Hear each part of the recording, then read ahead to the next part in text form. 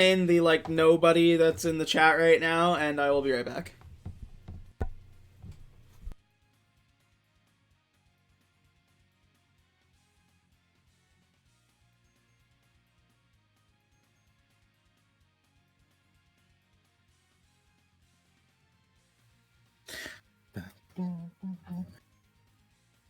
All right. Oh,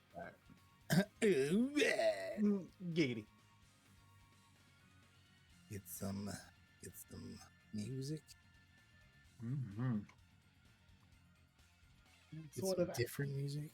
What sort of angry metal music am I going to listen to today, huh? Oh, you know what? That's a good idea. My metal fantasy list. Ooh. It's got like Tyr and Blind Guardian and Dragon Force and just like, so there's a lot of like Viking folk metal mixed with like power ballad metal. I think I'm gonna put on some Rammstein. Sick. Did you catch them on the tour?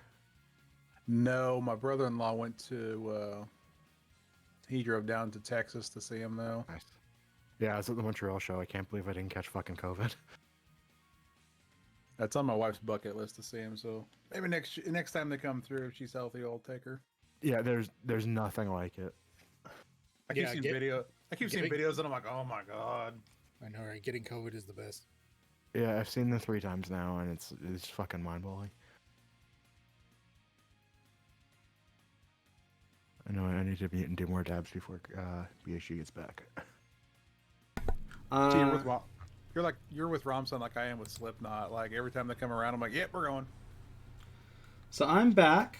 We are missing Adam and... Oh, Adam's getting the lecture. What? Adam's getting the lecture. If you're not 20 minutes early, you're an hour late. That's that's for him though. It's very unlike him. He's never been late for any of my games ever. Especially with him showing like online. Actually, I'm gonna message him right now. Or are you messaging him? I just messaged like, you coming?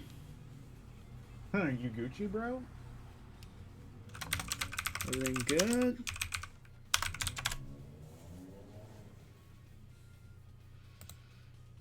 Yeah, because he's. I haven't heard from him in a little bit today, and that's not like him. Mm-mm. What's up, boys? Hey, Biggs made it. you made it relatively on time. Yeah, I'll give Adam a couple minutes. There's some cool things that I want to show you anyway. Before we like get into the actual story stuff, because I found like a lot of cool maps for like Curse of Strahd maps today. One of which everybody has access to. You can click on it. It is the player's map. If you want to go ahead and do that, I just want to make sure it works. Excuse me. Can you? I was like clicking on the thing, and I'm like, the map's not working. Oh, I gotta click on the button. All right, I see Ray over there. Do not have any tokens with vision in this scene. Oh, yeah. That checks out. Hold on one second, guys. You just gotta turn off the thing and zoom stuff.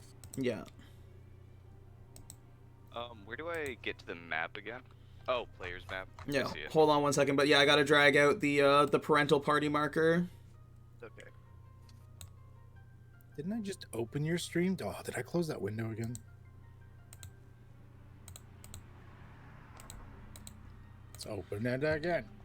There we go. You should be able to see it now. Oh, come on, Twitch. I just watched an ad to get to his stream. So all of This these... stream's black screen for me. My stream is a black screen for you? Mm-hmm. Oh, nope, there it goes. Are we good? I think so. Yeah, it's fine now. Okay. Weird. I'm in a fucking 36-minute long fucking advertisement from Twitch. And there we go. Now everything works fine for me. Okay. I know Twitch was having issues today with streams, and OBS had put something out about it. But yes, so obviously, like, we have the map that we've been working with that kind of shows all of this stuff, like the Barovia map. However, you as players have a map that people have been marking down things on and stuff like that. So, when I went through and grabbed all like the maps and stuff from DM Andy, check him out on Patreon. All of his maps for Curse of Strahd are beautiful, and I'm going to be using them pretty much going forward for this campaign. It is saving a lot of work for me. You guys can draw all over this map. You can make notes on this map. This is yours. This is your player map to do with whatever you will. Badass. Yeah. So everybody should have permissions to be able to use like the drawing tool and stuff like that. Like fucking go nuts.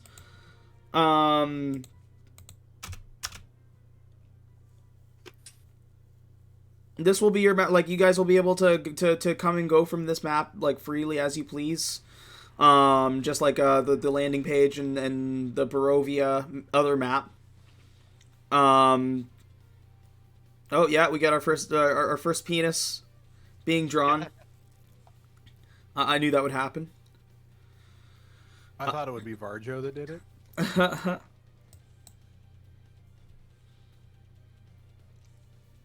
But yeah, this is your guys' map to doodle and play with as you want. If there's any particular points of interest that you guys want to, like, you know, keep track of or make sure that you don't forget, things like that, it's all here. That's pretty sick, man. Yeah. That's fucking nice map too. Yeah, his maps are stellar. You're gonna see, because I was looking for like the basic map for the winery is incredibly fucking boring. And it's also like for running combats inside is very hard to like maneuver around. So I was like looking desperately for maps, and I found this guy, and he had like I saw a couple of his maps on Reddit, and then I saw like he has basically all of Curse of Strahd done for all of their maps, including like all of the extra maps that you would find in the additional stuff, like the Curse of Strahd Reloaded and stuff like that. So yeah. Very nice. Spooky. When we last left our heroes, you had spent some time in Valaki. Where you learned about the multiple days of festivals. Where you learned that most of the authoritative figures were not very friendly, and even had a run-in with the captain of the guard, who, I mean, I think if you had stayed any longer, it would have been a brawl in the city. That probably would not have gone well. So it's good that you have, after speaking with the Blue Water Inn owner, you decided to take up his quest, or his quest that he had asked you to go and get the wine for the winery that the shipments appear to have stopped. You traveled for a bit, didn't get into too much trouble, even found some cool items. Varjo found some cool items. Until you finally came upon the winery. We'll bring you back to this scene here. I'd like to note that the perspective of the scene isn't accurate. You are not, like, right in front of the winery.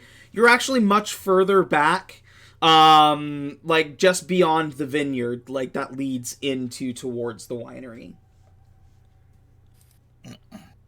Okay, so we got a vineyard between us and the buildings proper. Exactly. Cool. The sky is gray, but the sky is always gray, but it still feels eerie in this setting. In spite of there being this large stretch of vineyard, there's no grapes. Not even, like, usually, like, with wineries, they would grow them in batches, so, like, there's always a production going. So there should be at least some vines that have grapes on them, but you see, it's barren. And it's a little, like, disconcerting. Like, the hairs stand up on your neck as you approach towards the vineyard. Before approaching too far forward, you hear the squawk of ravens to the north, and a single hooded figure standing in the distance, looking on at all of you.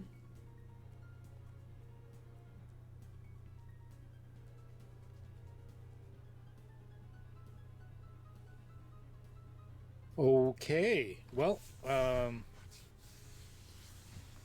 mean, I'm not normally the one to lead, but so we just see like a single hooded figure, and it's like over like in. You said it was in front of the building, or just No, it's so to the north of the vineyard. So like if you were like, you wouldn't be on the like actual winery property yet. It's almost like on the outskirts, like away from the vineyard, almost as far as possible.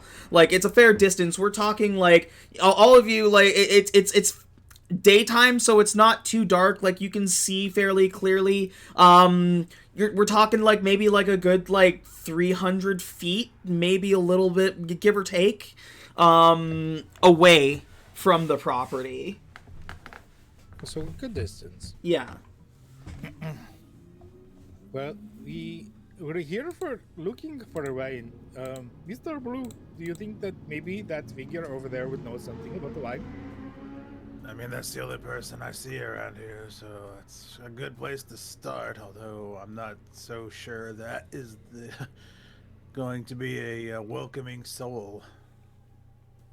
It does not seem there are many places in here that are welcoming souls. Everyone is just creepy. Everyone is just creepy. That's all I got to say. This is true. Far be it from me to play into my own stereotypes, but either he's the one stopping the party or knows why the party stopped. I would have to agree with that. Well, either way, it sounds like we're gonna have to go have a little chat with him. Good thing we have a horse. Yes. Wait, why is it a good thing we have a horse? So we can catch up to him. Okay. I mean, is he running away from us, or is he... No, he's like standing on the edge of the property. He hasn't like gestured or anything, but like just the way he's standing has kind of that imposition of beckoning. Like he is directly looking at your group. It's not just a coincidence. I do not think it is going to be very hard to catch up to him. Let's go see him. Okay. Let's be on our guard, everybody, as well. Definitely. Mr. Blue, as we get closer, what do your dragon eyes see?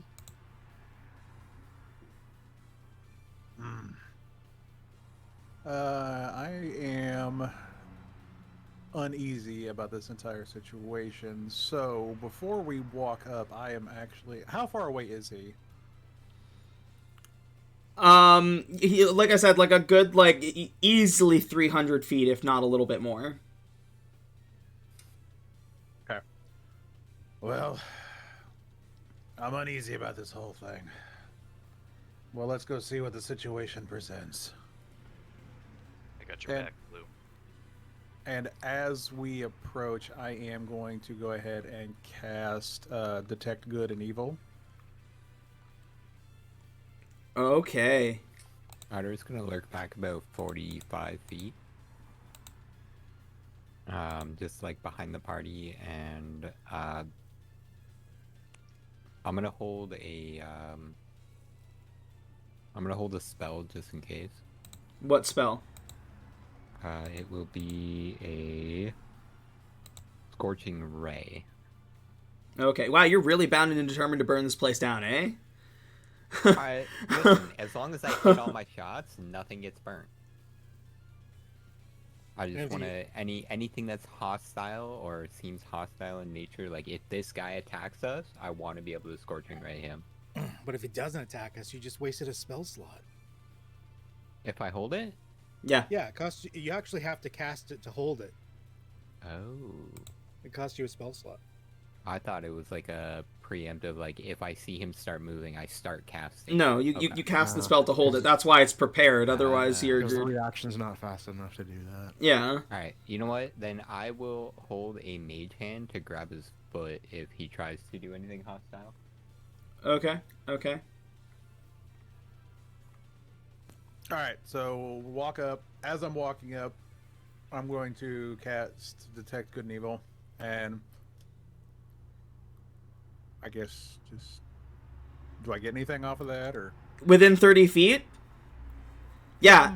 Yeah. Yeah. Yeah, like from behind you, like where the vineyard is, if it was like a hotel room under a black light, like it would be like just like the room is covered in semen. Like there's evil everywhere.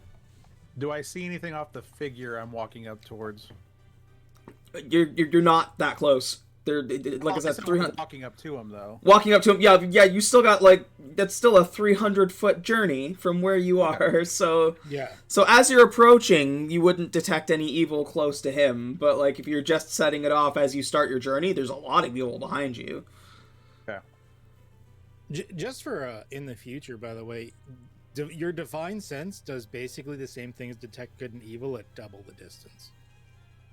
Well, that would have been good to know. Okay. And it doesn't consume your spell slot. I'll keep that in the old memory banks. Now, the only thing I think it doesn't detect is like Fey, unless you're a specific paladin.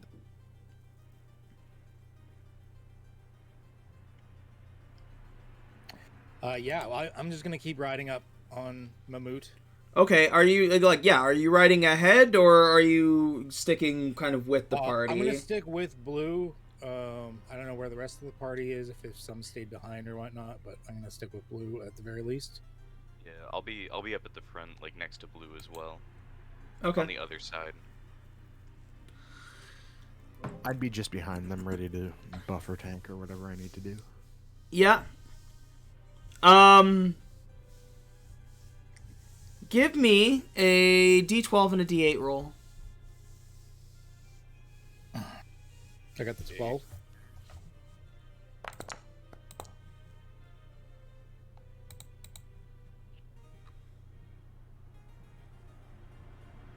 Mm-mm-mm-mm.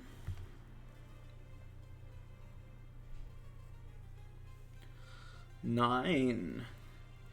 What is with your guys' fucking rolls? Are you kidding me? Okay. Uh-oh. Hold on a second I here. feel like it was a good thing. It wasn't a bad thing.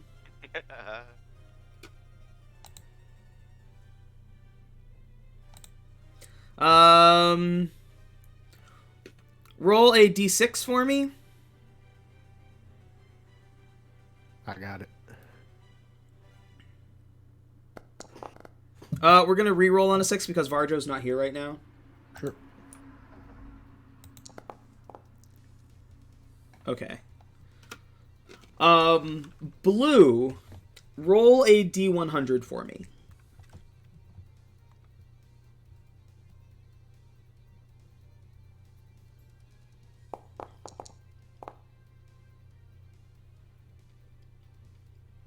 As you are walking kind of like to the side but also behind Mammut and Razan, Mammut steps down and lifts up a bit of dirt in its hoof, and you catch a small like glint off of the ground.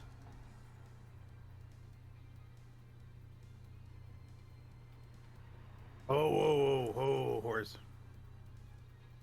What is Go. this? Mammut, stop. I'm gonna bend down to investigate the shiny. Yeah, it looks like upon closer inspection, it looks like a piece of gold. You'd surmise that it might be a ring. Appears to be some kind of ring stuck down here in the mud. You finding more treasure in the roads? There's a lot of discarded treasure in these roads. It is kind of disconcerting. I'm going to be very careful about this and grab it. I'm just gonna find a stick on the ground and like poke through it and lift it up to see, what it, try and examine it. Yeah, it's a small gold ring set with a magical, or like set with a stone on it. The way it glints is almost magical. It doesn't appear to be one color.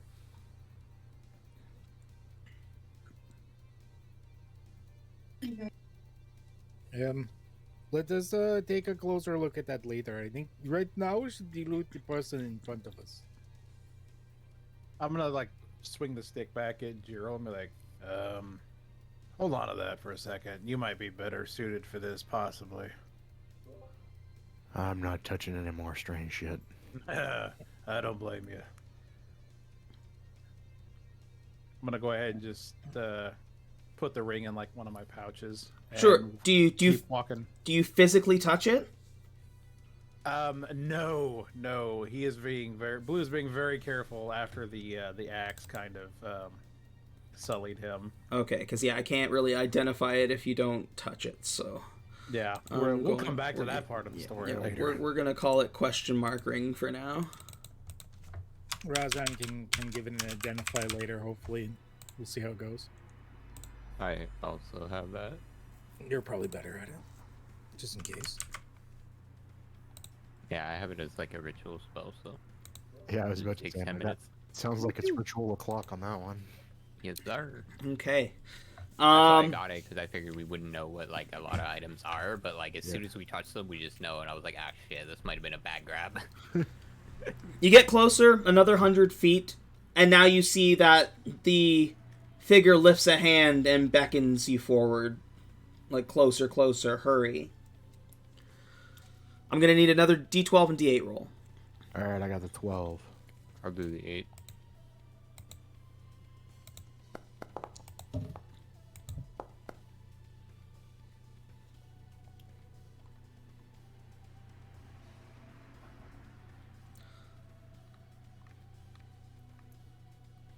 So this dude's like beckoning us to hurry. Yeah, I'm focused less on him and more on like the road immediately in front of the horse. It's like any traps, pitfalls. Yeah.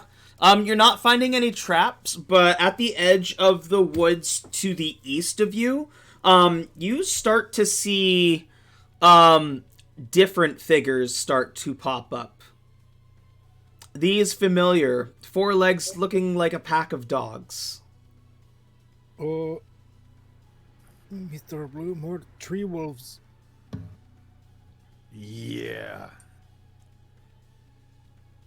We need our king of the wolves. Well, Barjo just kicks his shoes and he's like, I don't want to be the king of the wolves right now. It's okay. He's having a bad day. Yeah. I told him last time he should have more fiber in his diet, and he does not.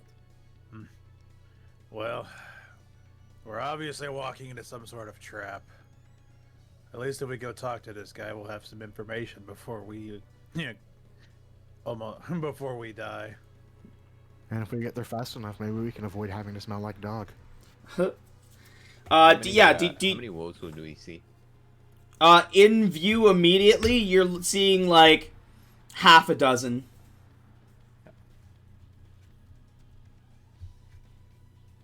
I think Jinyo's hand is like on his sword on his back. Yeah. And just keeping an eye on the wolves.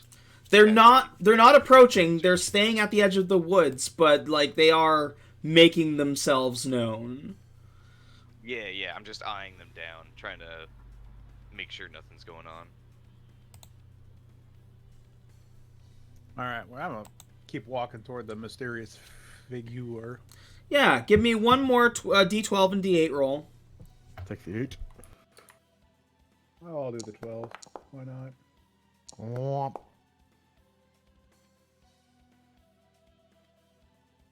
Bro, Reggie. Almost total minimum. I never know when he does this, if it's a good or a bad thing to have a high or low number.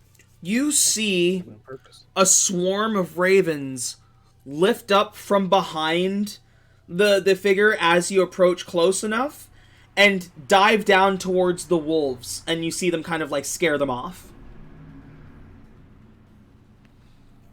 One event just cancel another event. Yeah. Yep. If you had gotten another encounter roll, you would have fought those wolves. But you got a social roll. which Jinyo sighs, takes his hand off his sword. You get close and the man looks at you and says, "What are you doing on my property?" Why is the wine gone? "Who wants to know?" I am Jill, mighty cleric and life of the party. Okay. Who sent you? We were sent by the combined forces of the realm, all craving drink. As well as the bartender Irwin from the Blue Water Inn. Ah. Son's so ungrateful he couldn't come himself. Typical. He spits on the ground and he turns and walks into the woods. That's his papa. As he's walking away, I'm pretty sure he just didn't want to die or have his business looted while he was gone. He doesn't even like acknowledge the comment after that. He just like turns around and walks into the woods. Oh, so he's just gone. Well, not gone. Building, just like to the woods. Not towards the building. Yeah, like it seems like to be like this outcropping in the woods that might lead into like a grove or something. I'm Do gonna we walk follow up. him or do we go to the building? No, I'm gonna walk up to him. Alright, I'll follow. Yeah. Like, sir, I'm not meaning to get into kind of family quarrel here, but this place doesn't even look like it could even make wine. As you follow him in, he doesn't say a word until you reach a camp, like a small campsite that's set up. And before you even get there, you can't help but notice, like, you can have the lowest fucking passive perception to realize that the trees in this outcropping are filled to the brim with fucking with ravens. They're everywhere. Every inch of this area is like every tree is covered with them. Like, it's black and dark, not because there's leaves growing on the trees, but because there are so many ravens that they might as well be leaves on the trees. I bet the trees are white. That's a poop joke, kids. So, tell me, what's your name again? Hold on one second. I gotta bring you guys in here. Why do I always forget the PCs? Treat these poor motherfuckers like second-class citizens compared to my precious NPCs. Hey.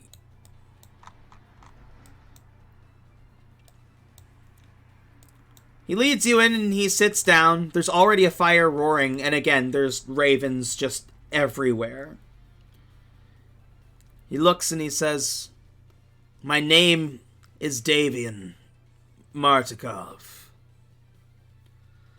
I am the proprietor of the Wizard of Wine Winery." Can I ask why you're not in the winery? You're just like in some creepy woods just outside of the winery? Ah, I see you didn't get close enough to notice. No shit, we just entered the property. You beckoned us over and then Spock said fuck you and walked away. Razan, you've been hanging out with Varjo far too much. Yeah, I'm sorry. Those were bad curse words. Druids. The blight druids that curse these lands. They came en masse and pushed us out. If you had traveled into the vineyard, you would have been surrounded by those tree creatures. We fought a few of those tree creatures. They go down like little punks. Oh yeah? What's a few?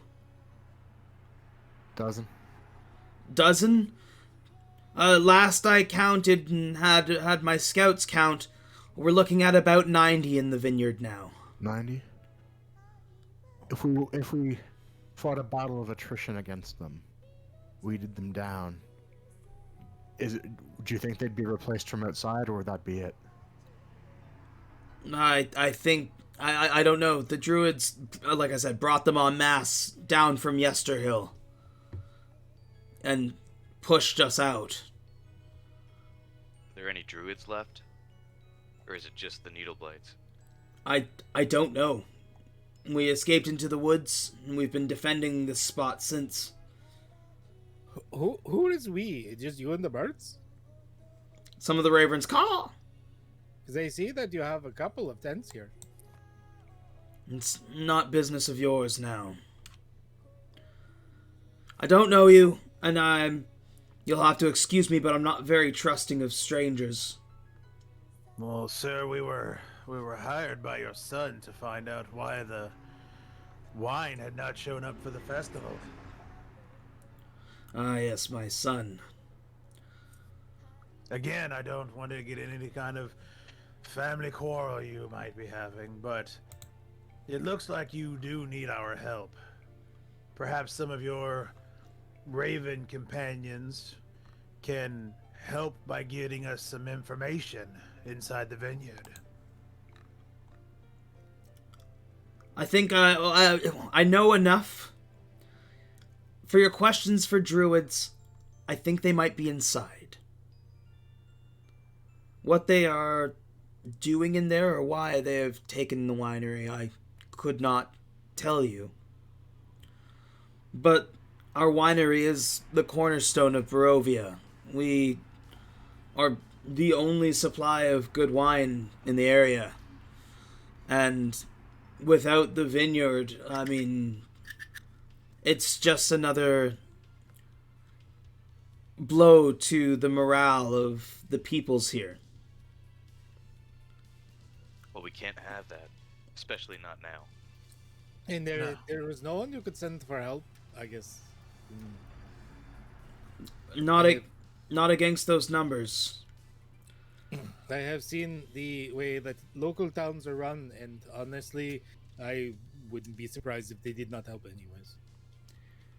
If you're determined to get to the bottom of this and reclaim the vineyard, you are going to need to be careful. Like I said, our last count was 90, and that appears to continue to grow. Yesterday it was 30. It seems that they're being sent down exponentially. It is getting bigger. Mr. Varjo, what do you think about the druids creating plant creatures inside of the winery?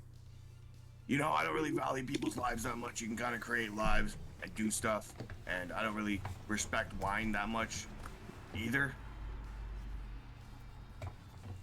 So I think they're cool.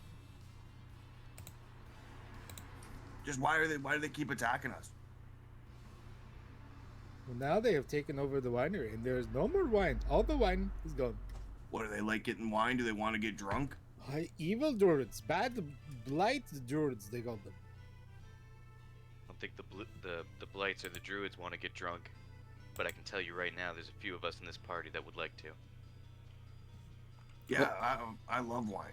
My son has obviously offered you his own reward, but if you can help to save our winery, you will not only have as much wine as we can muster with our next set of crops.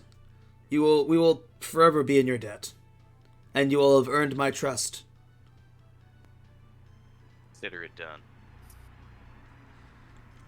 If you're going to try and get through the winery, or through the vineyard to get to the winery, you're going to need to be very stealthy and very careful. Oh, shit. The vineyard is lined with those creatures, and if you set one of them off, you set all of them off.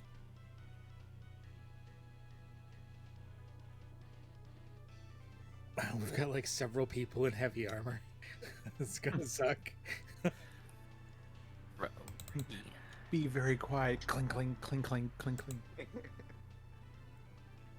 We had a rest since we came here? No. I thought we were all long rested. I mean, No. all my stuff's at max. We rested, went through the town, got in that big spat, and then left immediately.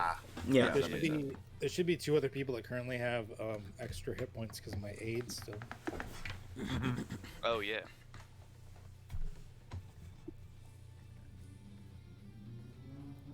Okay. Well, if you're going to try this, would you mind if I keep Mammoth here. This is my horse. His name is Mammoth. Oh, yeah, hold on. Let me drag in Mammut. Oh, he's in the fire. Okay. Yeah, Davian will actually, like, walk up and, like, Mammut almost seems, like, drawn to him. Like, he strokes his mane and he's like, "Ah, you're a good lad. Yes, yes. I'd be happy to take care of Mammut. He will be safe here." Okay. Do not harm Mammoth. I also am not the most trusting, but I must do something with him. So do not harm Mammoth. He is near and dear to me. I give him cuddles. I've seen it. It's kind of adorable. What is his particular preferred feed? Well, probably normally apples, but I don't think you would have any. He actually, like, goes into a tent and comes back out with, like a bushel full of apples and just feeds one to Mammut. He's like, "I think we've got it covered." Oh, good, good. He likes a lot of things. One time he ate a bunch of ghost peppers, and then I had to shovel that afterwards, and that was not pleasant. Oh my. I bet that was a good time. Not for me. If you can... Excuse me, sir. Sorry, yes? Is there another way into the building of the winery? Perhaps like a storm door or something? Into the building how? I mean, if it's a storm door, it would most likely lead to the basement, so... Oh, no, not you mean like trying to get in underground? Yeah, like a secret passage or something. No, we have a closed cellar. Ah, I see. Looks like we're ramming through the front door, guys. You could try, we do have, like, we have a system set up so that we can winch barrels from the lower floor to the upper floors. You might be able to try climbing in there. It'll be right beside the stables. Well, Okay. maybe worth a shot. A couple Not sure things. how much... go ahead. If you can get into, get close enough and you manage to get into the stables, there are salt licks you can bring back from Mammut. Moreover, I cannot stress the importance of maintaining the integrity of the winery. If it hasn't been destroyed already, it is a very important part of this place. No flour mills. Got Why?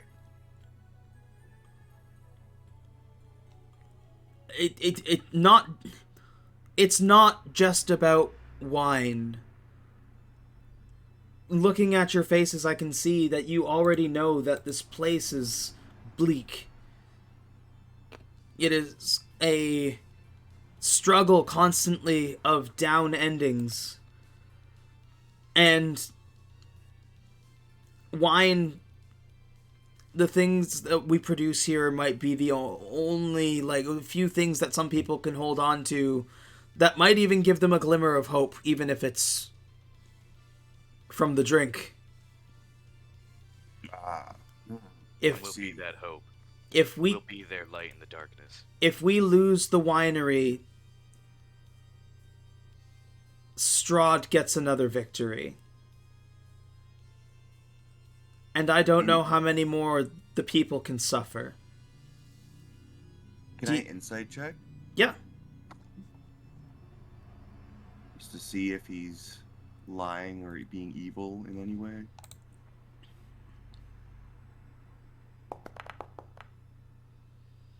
On a 20, he's being incredibly sincere. He's almost on the verge of tears talking about it. Oh boy. It's okay, buddy. Don't worry. You wanna smoke a little bit of weed? You want a hug? No, thank you. I'm sorry. It's inappropriate to be so emotional, but I've watched over this place for a very long time, and I've seen the things that he has done to the people here, has done to our families, has ravaged our homes. He takes what he pleases. He does what he wants. he puts these insane creatures out into the world that just cause nothing but death and destruction, and he revels in it. Yeah, the guy's a goon.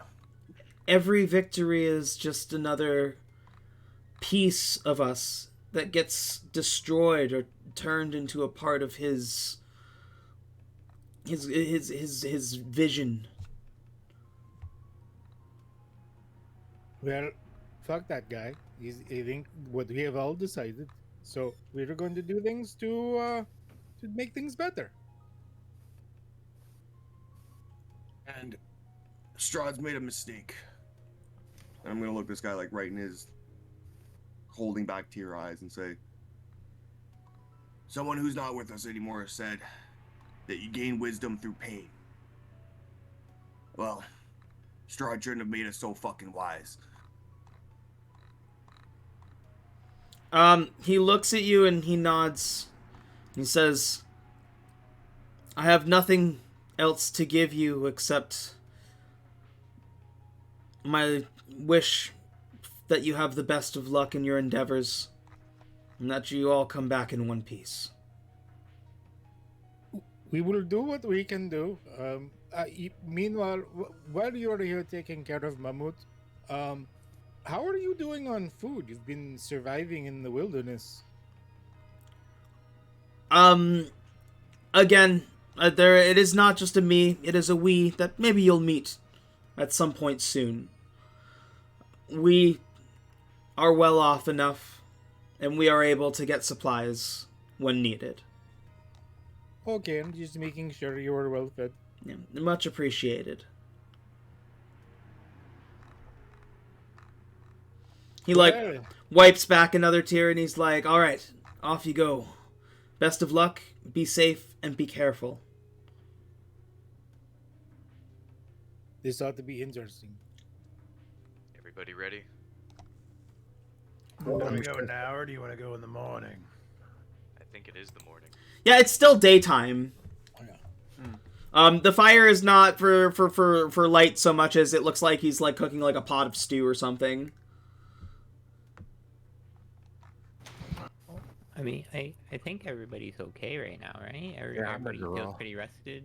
Yeah. No, I feel almost completely filled with energy. Yeah, I feel like arguing with the town guards didn't really take too much out of us. Yeah. Thankfully. I'm gonna kill that guy, by the way. If you get to him before I do. Yeah, you can kill him, but you don't gotta be so flippant about it. Like, have some damn tact. The dirty halfling says. I would like to remind you that it's still murder. Even if he's an asshole, it is still murder. Are you not falling prey to the same evils as the asshole that runs this place? Rashad, we've murdered a bunch of people together. Didn't works somebody under say Strahd, he's kind of not human anyways? I have slain the There's witches, something but I have not not right about slain him. people. Is he even people? Like, do we know that for sure? Didn't we kill that guy's son? No, nobody sweats that much. Maybe he's just really sweaty. Yeah, I don't know. We don't know. That is in the important part. We do not know. Yeah, so like, I don't know, trying to kill an entire town. I don't know. Well, who says it's gonna be the entire town? Maybe it's just him.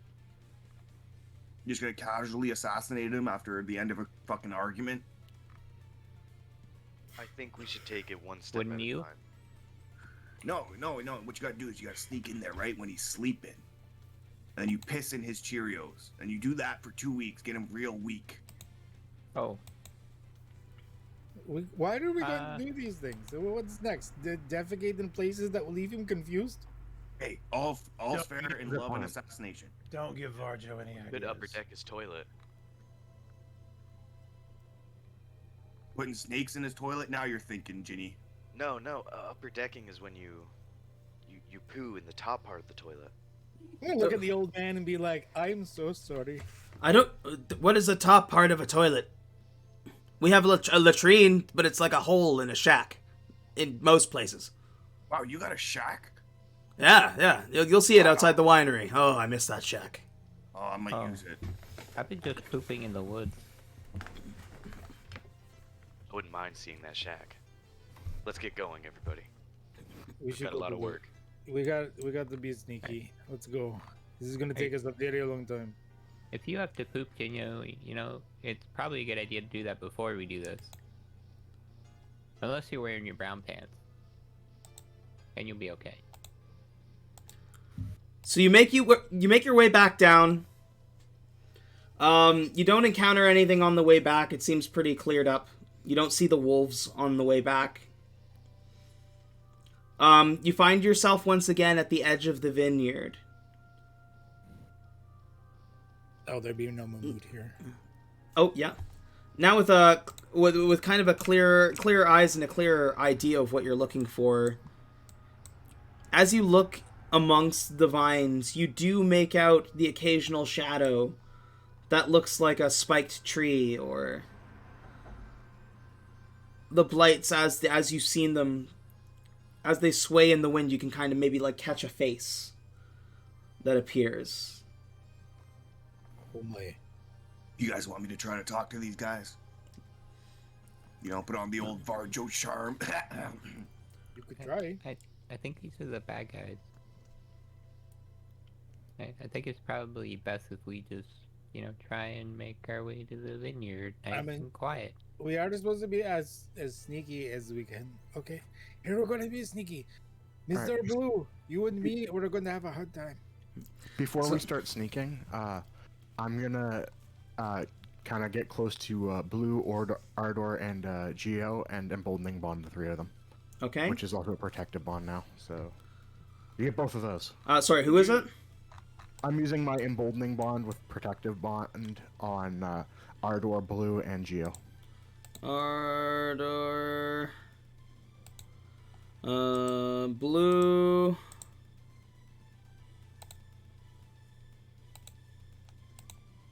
and Jinyo. Yep, and that lasts for 10 minutes. So I figure not next for little 10 bit they'll have that. Sick. Put that with him too. There we go. We're actually not going to run this like the way we would a regular combat. I kind of want you to ignore the map a little bit. Okay. It's important if things get a little bit too hairy. But we are going to start this off with a bit of a skill challenge. You are at the edge of the at the edge of the vineyard. You're starting to spot these creatures. What are each of you doing? We'll start at the top of the list. What the question is, what are each of you doing to kind of survey the land or prepare yourself for trying to move through this vineyard quietly? Whether it be like a certain kind of skill check for doing something, or if you have a particular spell you think might help in this case, something like that. And I'll start with Blue.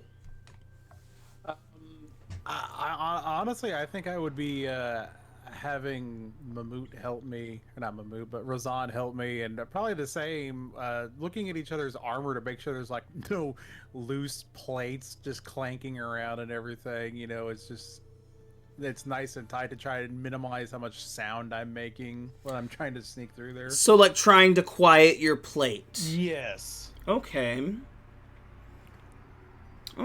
So I imagine I'm a walking wind chime at this point. 100%. Yeah. I think what we're going to call that is... Would you agree maybe a sleight of hand check? As you're trying to kind of like take like cloth and things that you have and kind of like shove it between the plates so that it doesn't clink as you're moving. Sleight of hand or performance? I don't know. Either one of those, I guess. Sleight of hand makes sense. I think there's no same one you use for like tying ropes and stuff. So yeah. Okay. Okay. So you need a sleight of hand check? Not yet. Oh, we're gonna find out what everybody's doing and then we'll make our rolls. don't forgetting the plus 1d4 to the emboldening bond, folks. Ah, excellent, excellent. Nice. Although that's not. Well, yeah. Ability checks.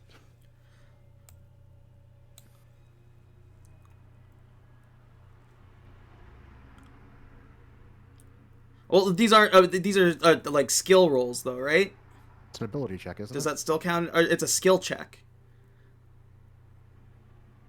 Isn't it the same thing?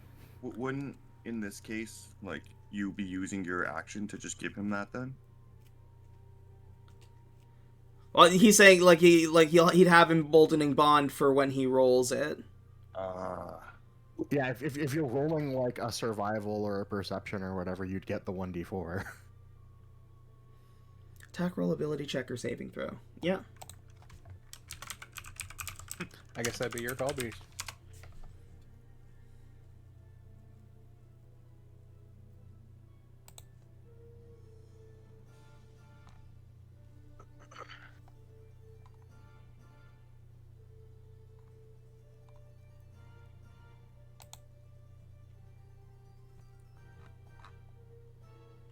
I still don't think that's right, though.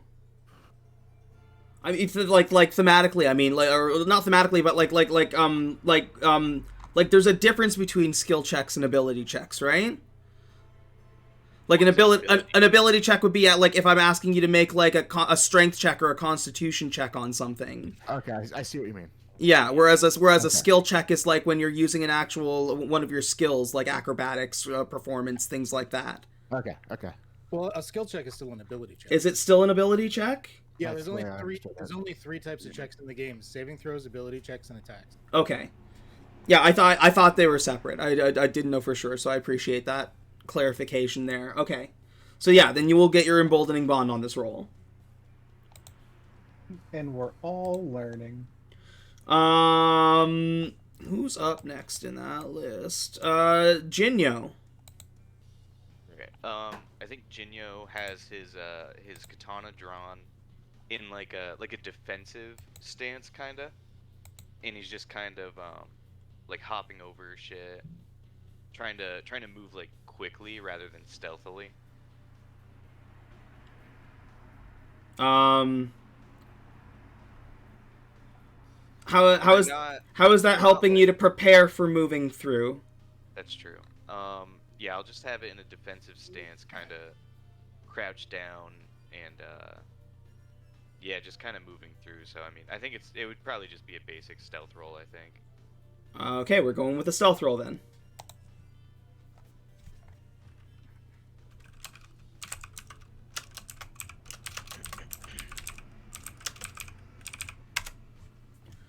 Ardor.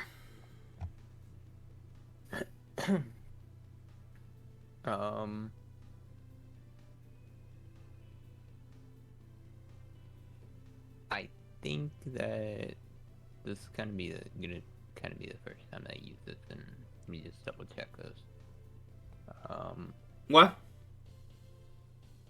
I am going to like slowly reach into this little bag that I have, and I'm gonna pull something out of it and just kind of use it as a mediator to kind of like sniff out the area ahead of us. So 1d6 or 1d8. Okay, roll the Direwolf. So I now have a companion Direwolf. Okay, and what is this wolf doing in this situation to help prepare you for traveling through? Essentially, I'm gonna use the wolf as like a tracker. He's gonna use his like perception to sniff out and, you know, just keep perception on anything that is ahead or dangerous, or that doesn't smell right. I personally am going to sit back a little bit from the party, about 20 feet, and just so that I'm not like in immediate danger's range. Ardor, perception wolf. If it's smelling danger, it's smelling it everywhere. It's probably very confused. Yeah, I just wanted to like look and smell for anything that would like essentially trigger any kind of like immediate response, like anything that's close or dangerous to it? Yeah, it's gonna roll with disadvantage. There's enough danger it can smell around that it's probably fucking terrified.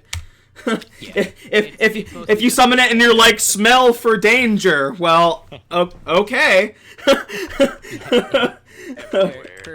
the most part, it's mostly just like keep watch for like the stuff around us to make sure like nothing moves too quickly at us, kind of thing. So it's just like a, hey, you're a bodyguard, make sure that like nothing comes at us. Razan. I think my best course of action is actually to assist Blue. Okay. Because we're sort of like working together to make sure that our armors are as silent and padded as possible. We like stuffing blankets in or tying with rope or something. So Okay. I'm just gonna give him the help, just so he can have like advantage or something. All right, yeah. Then you will roll your sleight of hand with advantage, Blue.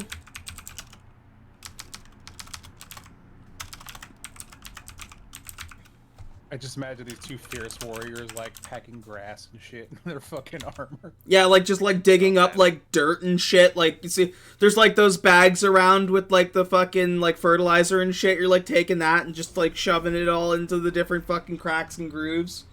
I've seen some ladies take a similar approach once or twice. Gerald, what are you doing in this instant? What skill would you be using? I'd be surveying the scene ahead of me and using some kind of combination between either perception or survival to note clear obstacles, or maybe where there might be unpredictable obstacles that I could kind of expect to be there based on my previous knowledge under survival. Pick one of the two, perception or survival. I'm gonna go perception. You got it. When in doubt, take the +7 over the +4. And Varjo. Just really quickly, can I recon, like, it's not smell that I was looking for, it was the other sense, it was hearing. Hearing. And, yes, I wanted him to listen for anything that moves in the area. Anything that moves in the area?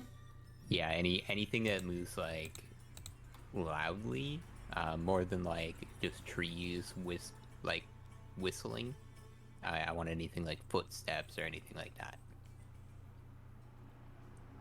Okay. Still gonna be pretty much the same outcome for it. We'll see how this goes. Varjo. All right, I guess. Arthur, did you just summon a wolf? That's yeah. my thing. Find your own shtick. Well, I mean, he's our friend. I just borrowed a trick from your book. No, I wolves watched are you not do friends. it, and I learned. Wolves are dicks meant to be controlled and abused and used like fodder. They're pawns. No. This is a good boy. The wolf kind of like glance, doesn't move as it's like looking around, but just like glances back at Varjo. I'm gonna just say in his head, like, just nobody else. You know I love you. Shut up. And I'm gonna take out Hedwitch's gardening cane, and I'm gonna make it into a hoe, and I'm gonna rake up a bunch of leaves and sticks and whatnot, and then I'm gonna make the patented Varjo ghillie suit once again, and Okay. I'm gonna try to do the same for Razan and Blue. I would do it for everybody if I could, but I would like to do it for Razan and Blue to try to aid them. Varjo ghillie suits. Yeah. We're gonna look ridiculous, and I love it. For you, Varjo, I think what I'm gonna get you to roll for that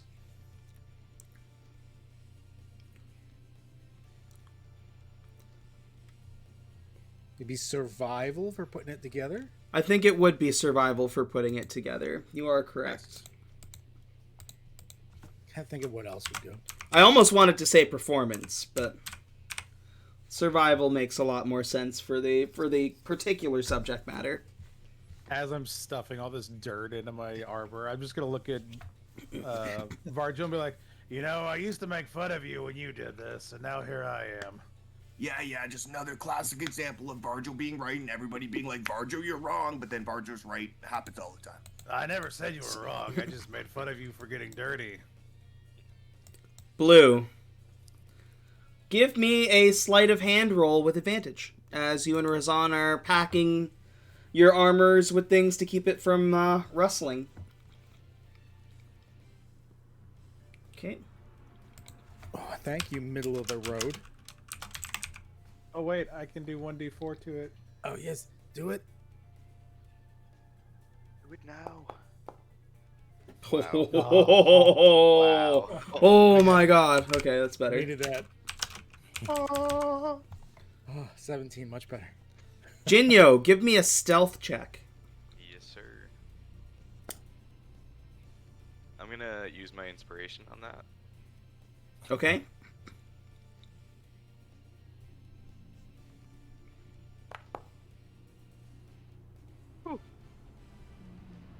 Slightly better. Nyom. Okay. Zoom, zoom. Zoom, zoom.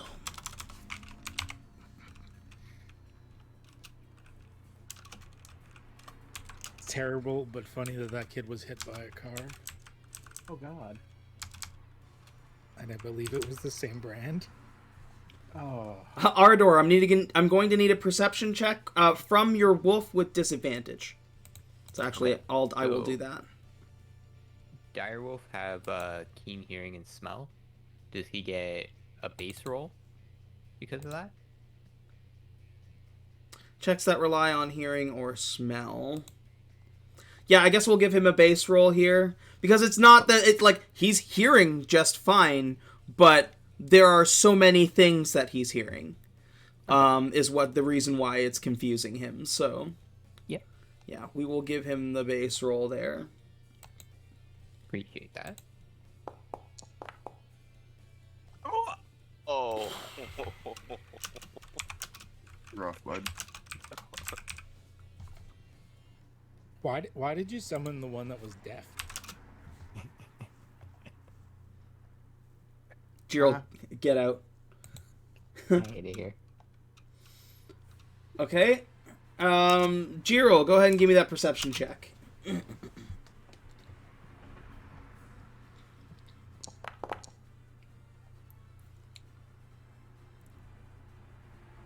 Jesus Christ. Wow. Woo. Yeah, you're like, as you're like looking out into the vineyard, you are seeing the shadows of these needle blights that are starting to wake up and start to lurch forward.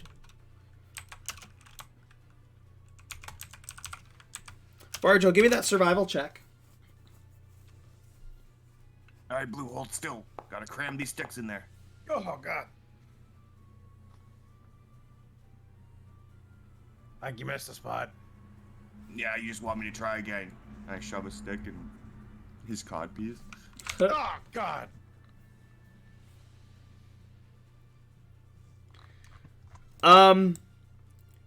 You get prepared.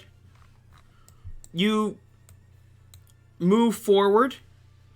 You actually get fairly deep into the vineyard, much closer to the house before these blights begin to awaken. Oh, good.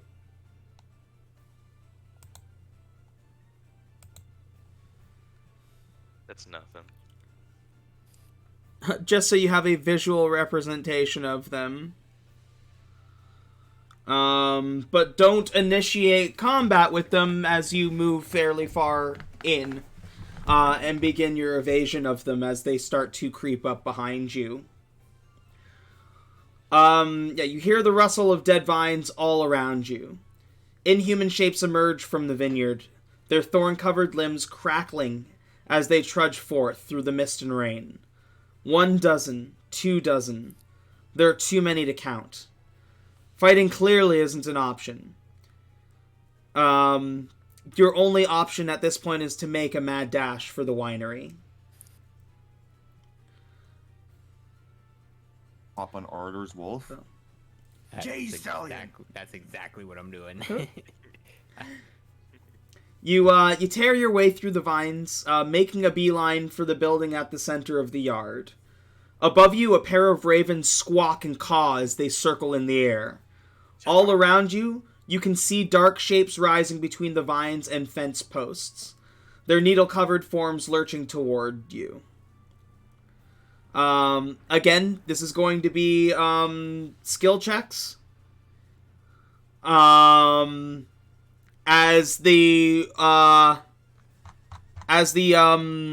blights start to like swarm and start firing their needles at you.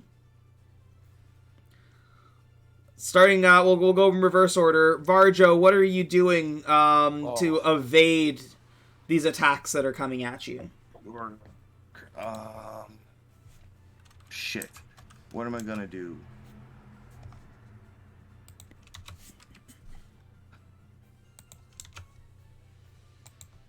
I don't want to burn any of that. I don't want to use that. Fuck. I am going to use the Wand of Pyrotechnics to try to shoot it along the ground and then explode behind them, or like away from us, to cause some sort of couple seconds of distraction. Okay, trying to use magic to cause a distraction.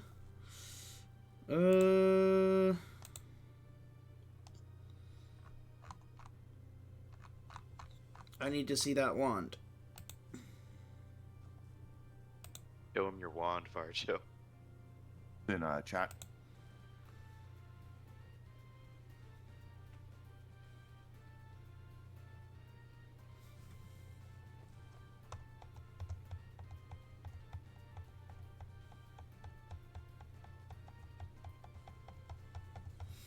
Okay.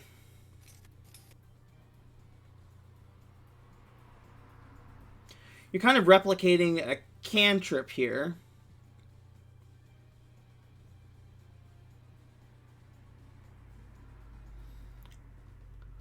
So what we're going to call it is an Arcana roll.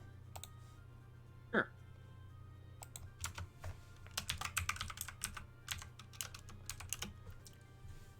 As you're using kind of like a little spellcraft to kind of distract them as they're trying to fire shots at you. Yeah. G-roll.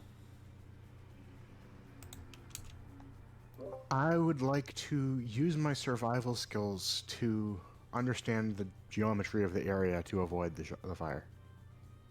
Or the attacks, rather. I like it. I like it. Okay. Survival. Razon. We've been passing a lot of these, like, I know it's like little carts on the map and stuff like that. Can I just, like, using like raw strength or whatnot, just like lift one of the carts and kind of like carry it along like it's like one big shield behind the party, sheltering them in case of like any incoming needle blight attacks? Oh, I like that. I like that a lot. So you're like just like gonna like brute strength, just like pick up like a cart and use it as a shield behind you. Yeah. Easily done with your strength. We are going to like it's in motion, so I'm gonna call it an athletics check with advantage. Oh shit. Okay.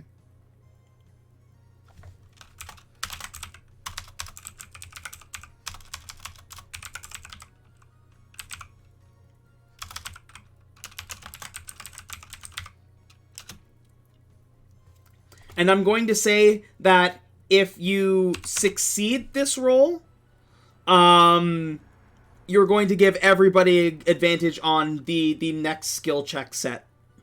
Because there's 2 rolls for this part. Oh goddamn. Nice. Ardor.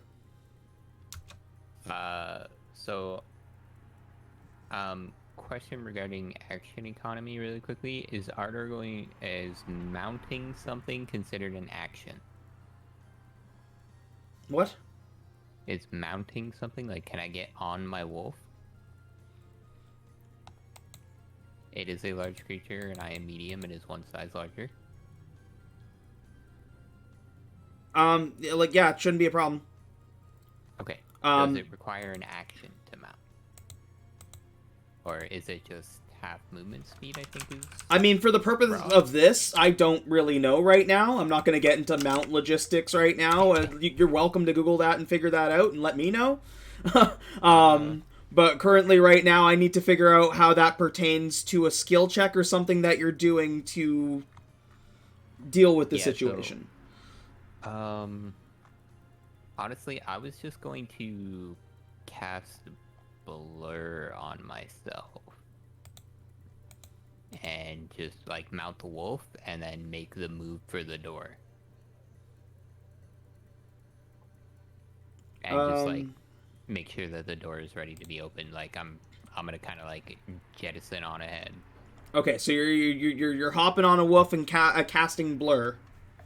You know what? I'll say Blur for right now. It's only 1 minute. Blur, okay. That's a bad idea.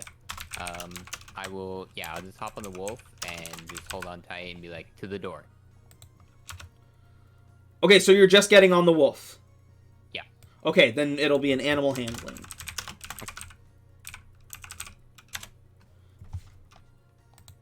Jinyo. I think I'm kind of like at the front, leading everybody. So I want to just be like batting away anything that comes close to hitting anybody. Not like an attack, but just kind of like a quick strike to get them kind of disoriented and off of everybody. Okay, I'll give you the option of acrobatics or athletics as you're kind of like bouncing around and fending things off. Okay, that's what I was hoping for. I'll go athletics on that one. You got it. When in doubt, take the 7. Blue. I'm going to use my oversized shield as just like a ram to keep stuff off of the party. Okay. Then same thing, we'll call it an athletics. Okay.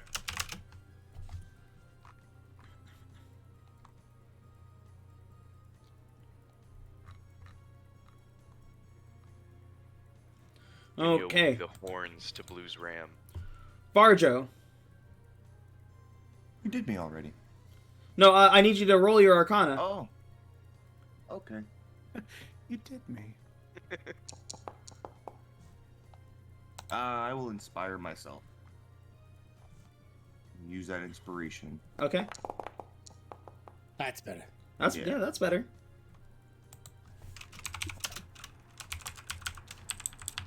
Ow! As I shoot this firework thing. Yeah, you like fire off this wand right in like this one needle blight's face as it's about to fire one of its needles at you, and it kind of like dips off to the side. G-roll. All right, survival time. Yep. I'll take that. Yep. Yeah, you're surveying the land very quickly, like in front of your feet, and you're surveying where everybody is moving, and like you're just predicting where these things like are gonna fire at, and just like dipping and dodging out of the way as you like run ahead. Sick. Razan. Give me an athletics check with advantage. With advantage, that's right. Advantage. Oh yeah, 20 will definitely do it. I was worried. 10 was my high roll. That plus 10 though really come in handy. Mm-hmm. Yep.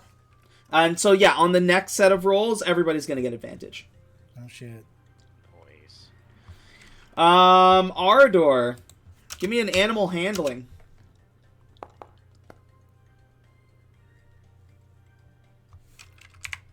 Doesn't Ardor have the? Don't you have a 1d4? Or would that even matter? Yeah, but I'm gonna burn my inspiration on that. There you go. Okay. Oh. Alright, well, I guess I'm burning the 1d4 too.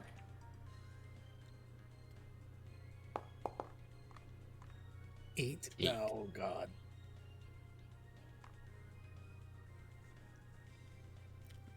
Eight. Yeah, that's I might slip off the wolf, boys. It's been fun. If you stay on, you're definitely gonna have fleas. hold on 1 second here.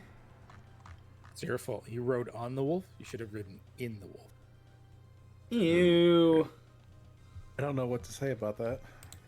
Maybe next time. Then you got like Tauntaun style armor, and you can just like Jim Carrey style out of it after. Ardor, you take 5 piercing damage as, like, you go to jump on the animal, or you go to jump on the wolf, and as you're, like, falling back and, like, landing on the ground, one of them, like, just points down and fires right into you. Ow. Jinyo, go ahead and give me an athletics check, please. You got it.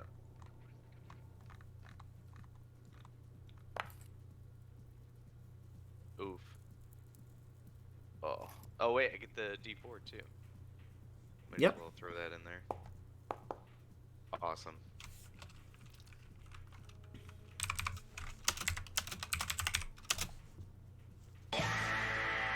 Ooh. Cad, thank you so much for the resub. I resubbed? Yep. Oh. You're welcome. Oh no, Ted. I got it gifted. Oh. Adam, TWA. thank you for the gifted sub. It's the gift of Subtober. I thought I was gifting a September. Dom. I got scammed. Got my money back. Jinyo, you take 2 damage as you're like slashing back and forth. You like knock off one like needle blast, but don't notice another one, and your mouth is open, and the needle flies into your mouth and out through your cheek. Ew. Oh. Put a ring in it. New piercing. Haha, that's thinking on the bright side, Varjo. I may have to. Blue. Yes, sir. Athletics. Yep.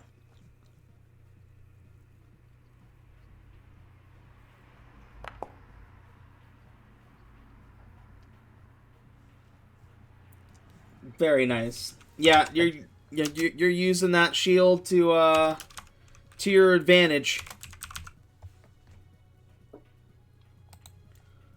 You approach and get closer to the vineyard. You're closer to the winery. You're actually, as you're approaching, seeing what appear to be several doors. From where you're coming, you see like a set of very large doors. What appears to be like a stable with like smaller doors. And then like a large, like almost like loading dock area. Where are we going? Someone pick now. Do we go to the dock? I don't know. Easy bigger area, easy to get into. Sure, let's loading dock. Sure. Maybe the small doors.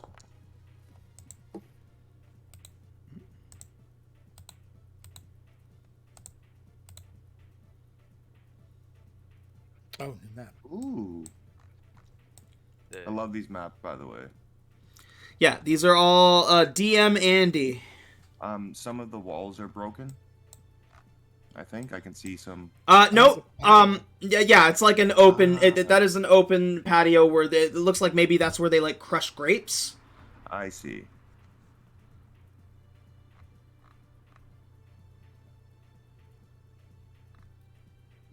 That's how you get the feet taste into the wine. I do. Oh, love is that what that taste is? I don't know why elven pricks love wine. It's weird. I think all elves have, they like the feet. They must. I think at this point we just head to the closest door. Get in there.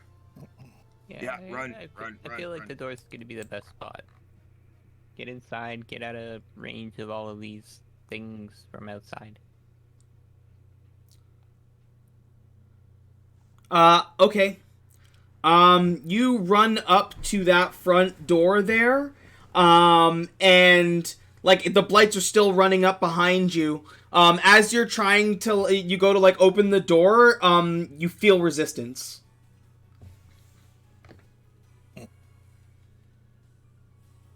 Like a magical resistance or like a physical resistance? How would you know that? I don't know. You don't know. Yeah. Depends on how much it tingled when you touched it. Not good knowledge of the arcane arts. But what are you looking for that would signify the difference between a magical barrier or a physical one?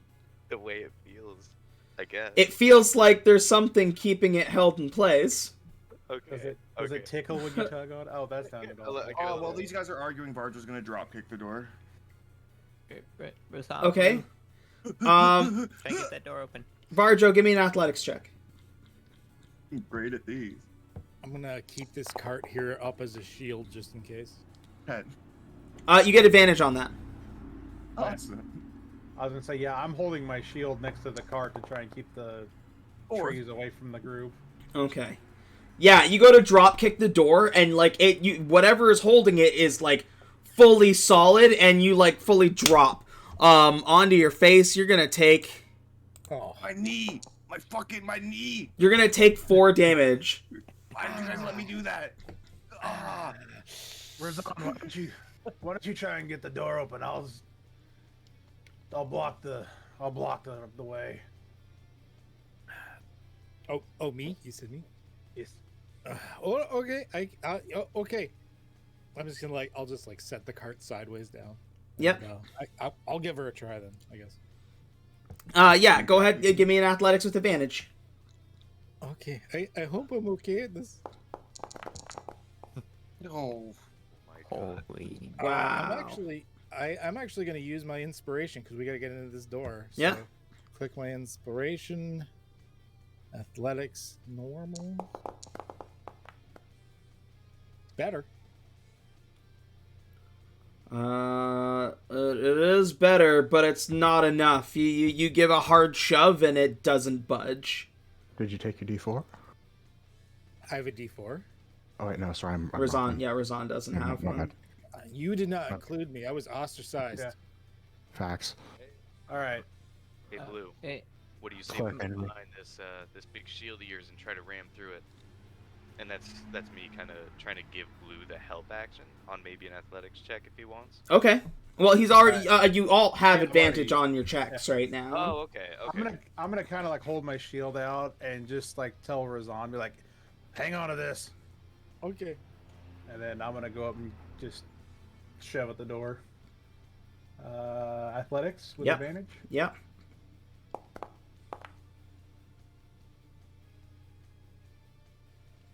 No, once again, you give a hard shove with your shoulder into the door. Can I add my D4 to that? Oh, yes, please. I would like that very much so. That is exactly what you needed. Yay! The door crunches and cracks beneath the weight of your efforts. You're so close now, but so is the Horde, whose shadowed figures are steadily advancing. Every second you have is precious. What do you do?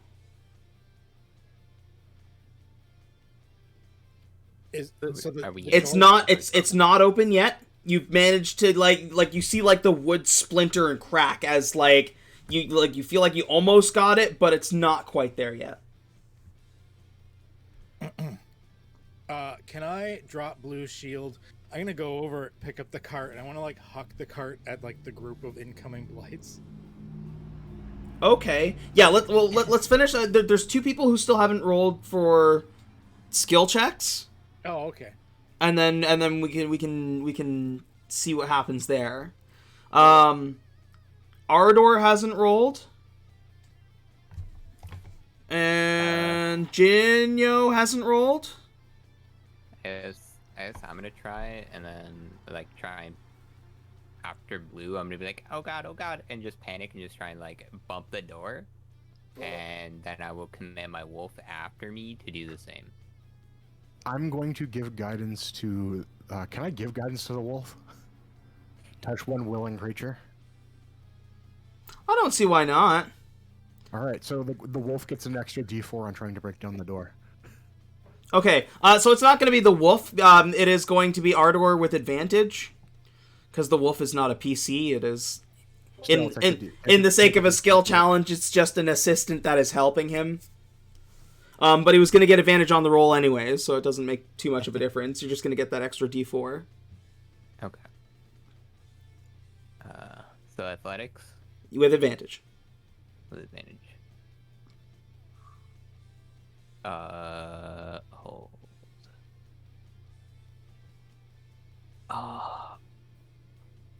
You said with a D4?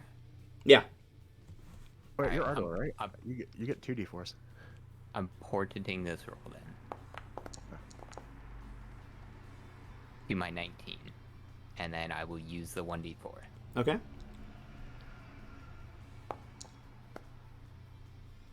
Okay, Yeah. 22. You follow up and shoulder check this door, and it busts open. Okay. Thank God. Okay. Alright, Jinyo, and then everybody in. Hurry up. Jinyo gonna- will do a history check on the door to see what make and model it is. What? Unless, well, I'm just trying to use my skill check. Roll a history check. Alright. Awesome. Where did the door break? Yeah, where did the door break? Why was it so weak? And where was it manufactured, and what kind of wood is it made out of? Right. Jesus Christ. No, I'm asking You for don't my need next to answer. action. You don't need to answer my shit. I just wanted to roll. Okay, so first of all, the door was barred, which is why it wouldn't open in the first place, and it was you with the force of both of you, you shoved it off both of both hinges, like you fully just knocked the door down. The door is it's large enough to be able to fit people through, but your wolf is not getting through it, unfortunately. It's okay. He plugs the hole. See, cannon fodder. Actually, is there? Razan, you think we can? How much time do we have? Like, are they right there at the door, or? No, they're still creeping in from the vineyard. You guys move pretty fast to get away from them. Razan, give me that shield. Let's grab this cart and wedge it against the door so they can't get in here. Well, I can just fix the door. I'll fix the And then door we can then. rebar it. We'll fix the door. Fix my then. knee, my fucking knee.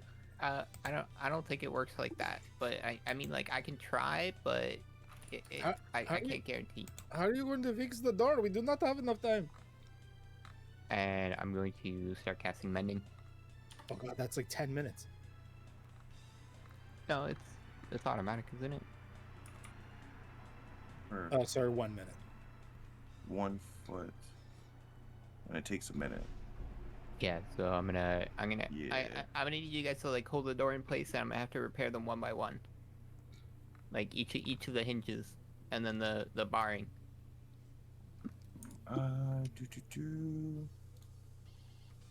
It's that the one spell I didn't have prepared today was knock, but Yeah.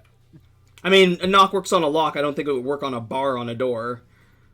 I think it would. fair. Would it? According to the spell, it's just anything that's stopping the thing from being opened, opens. Yeah, it'll open it no matter what. Huh. It's kind of OP. Interesting. That's crazy. And I'll use the wolf to buy us some time. Just you know. I guess I'm gonna pick the door up real quick and just slam it up where it's supposed to go, and just like lean up against it, like Hodor style. And I will command the wolf as the door is closing to defend the door no matter what. Yep.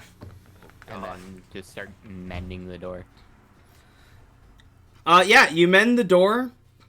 And are inside the winery. I don't know, Okay. guys. Maybe we should turn around. My knee's pretty fucked up here. Well, I think that we kind of committed now, huh? Yeah, I think we're kind of all in at this point. I got one question. How are we gonna leave? I think that we need to deal with the bad druids that are here before we can leave. Because you hear the sounds on the other side of that door? That wolf getting murdered? Pretty terrifying. It's pretty awful. No, my boy's fine. It'll be No. alright. I told you, they're just cannon fodder. Wolves are, dumb and should be just used. And while all of this is happening, can I command my wolf to like try and find another way in, or are we considering the wolf to be stationary in another spot? Just defend the door. I don't think the wolf's gonna last that long. Okay. Yeah, I Stationary just mean for a minute or so. he's fast as fuck, so you know. I mean, you can tell it, Yeah. but before you bar the door off, you can tell him to run away. But that's the only way you're saving it. Yeah. Well, I mean, yeah. Even then. Understand that it's taking the 60 pairs of needle attacks that would be happening to you if you got stuck outside that door. Yeah. I mean, like run and keep them busy. I guess buy us as much time as you can. Do your best to dodge and keep moving. Ardor, stop worrying about generic wolf B and open that door. Let's go drink some wine and get hammered. That's why we're here, right? Yeah, okay. And I'll go to open the door. Oh, maybe Mr. Blue or myself should open the door. No, Ardor's Too a late. gangster. You see him fucking break down that door? He just shoulder checked it, dude. That is true. You are definitely stronger than I am. I'll step in and be like, looks like there's a bunch of casks here. And another door. This Stairs? rows of new barrels fill this room. And like the room that you stepped in from like appears to be like a barrel maker's workshop. And do these barrels have wine or are they empty? They're empty. I'm gonna get in one of the barrels. Try to hide from Blue and then jump out and scare him. I'm gonna She move said- over and listen to the door, see if I can hear anything on the other side. She said they're obviously empty. Like this is just the coopery. Yeah, it's just like where they keep the made barrels Okay. for filling. This is a set of stairs here. Yeah, it's like a small set of stairs going up to the second floor. I am listening to the door to hear if there's any sounds on the other side.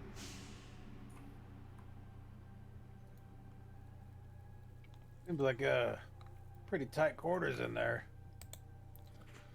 Give me a perception check. As soon as you look in the room, Blue, 16. Barjo jumps out of a barrel. Ah! Oh God! Damn it, Varjo! This was not that. Oh. You do hear like faint whispers, but you couldn't discern from which direction with a 16. Okay. And I'm just gonna turn back to the party and be like, guys, I hear whispers on the other side of this door. I can't really tell where they are, but I think that we're gonna be coming up on some people very shortly. So is everybody ready? Oh yeah.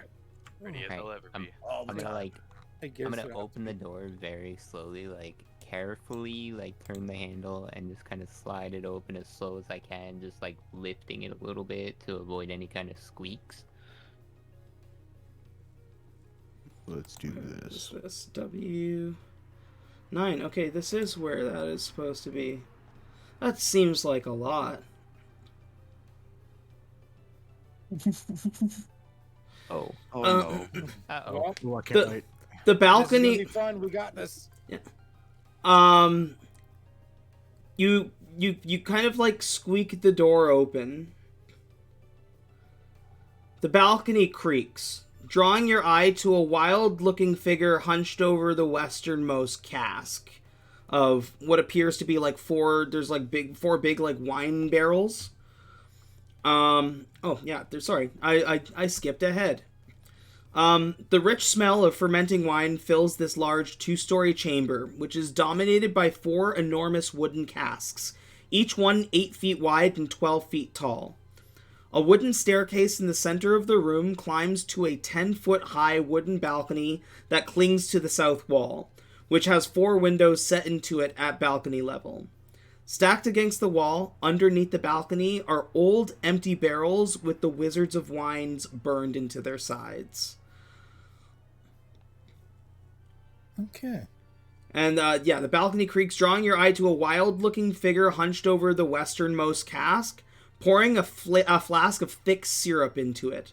She wears a gown made of animal skins and a headdress with goat horns, and her hair is long and unkempt. I see one. You hear skittering across the floor. It looks like a tiny creature made of twigs, one that you're very familiar with. As you eye around the room, you see another, and another, and another. You would suspect there's probably about 24 of these twig blights in this room. All right, let's go.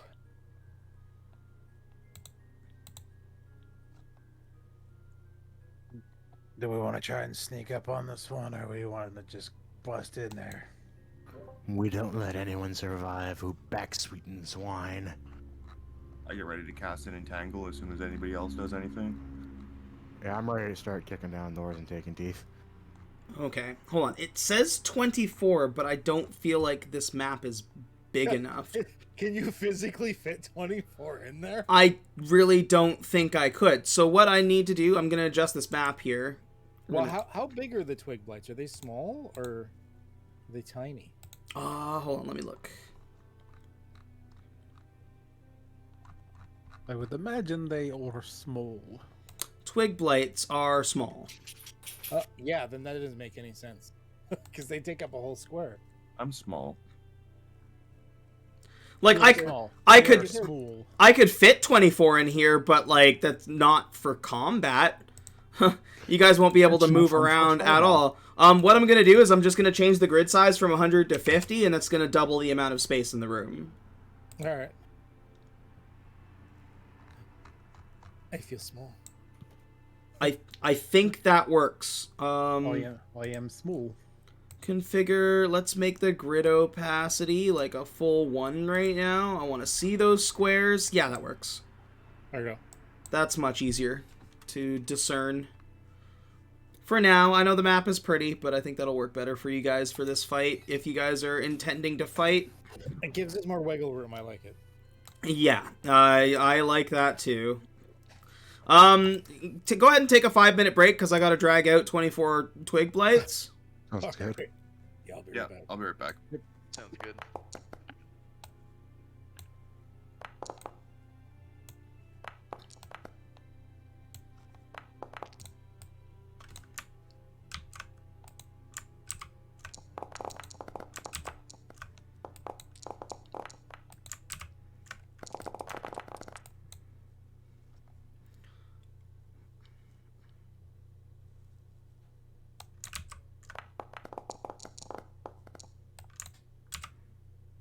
Oops.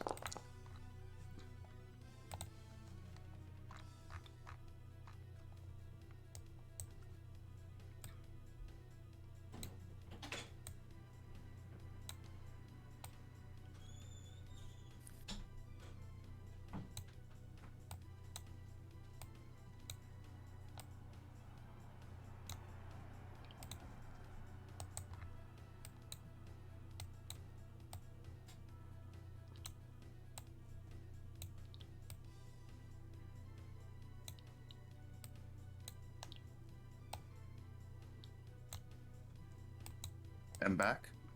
Welcome back.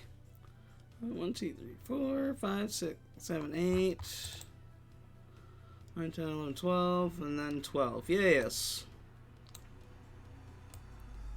Yeah, it would have taken up a lot of real estate if I was doing it the other way.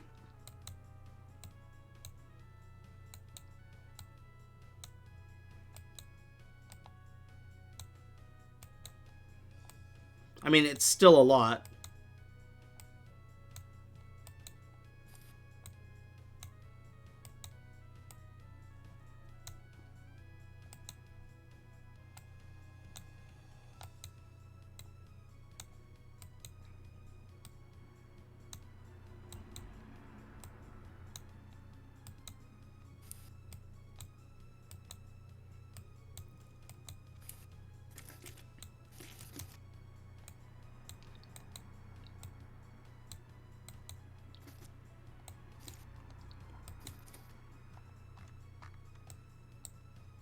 Okay.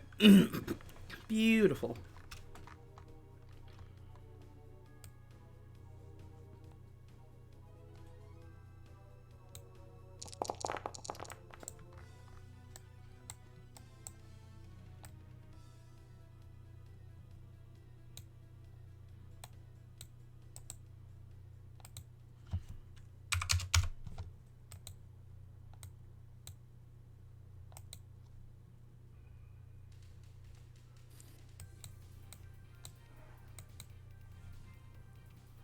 And I'm gonna throw a light in that room.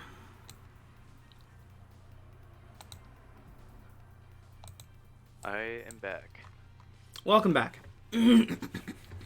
We have a fully populated combat.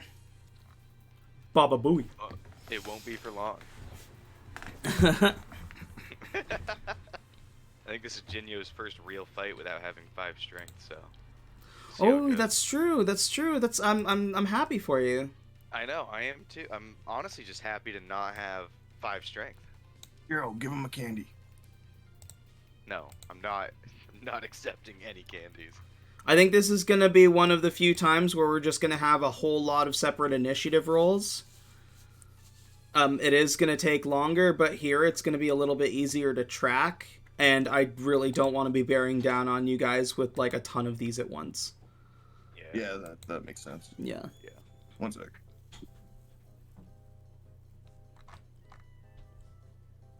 I'm actually surprised I made it here like relatively on time.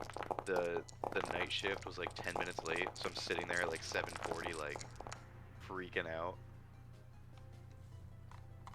Nah, you made it. Everybody made it, and like Adam, don't even worry. Yeah.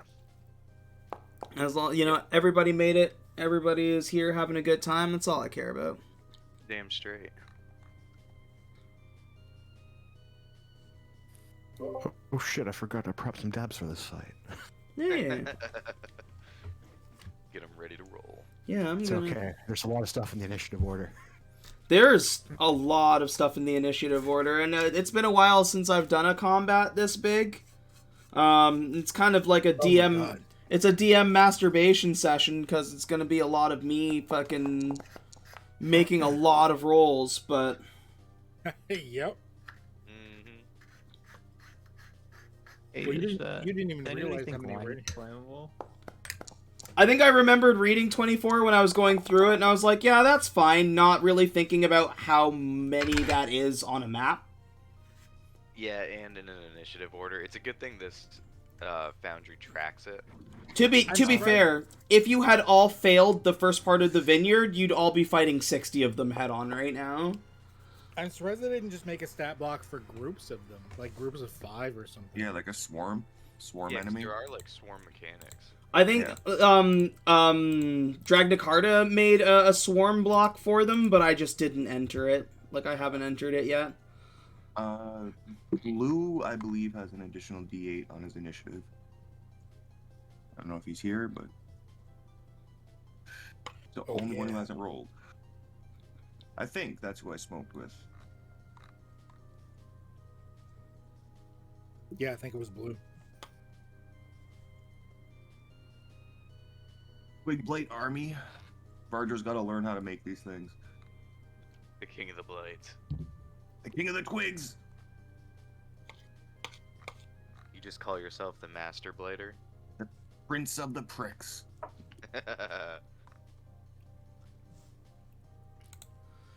Is it the regular version? Hold on, I gotta go in and find items. Because they're carrying, or well, not this one, but there's a couple of the druids that are carrying very special weapons.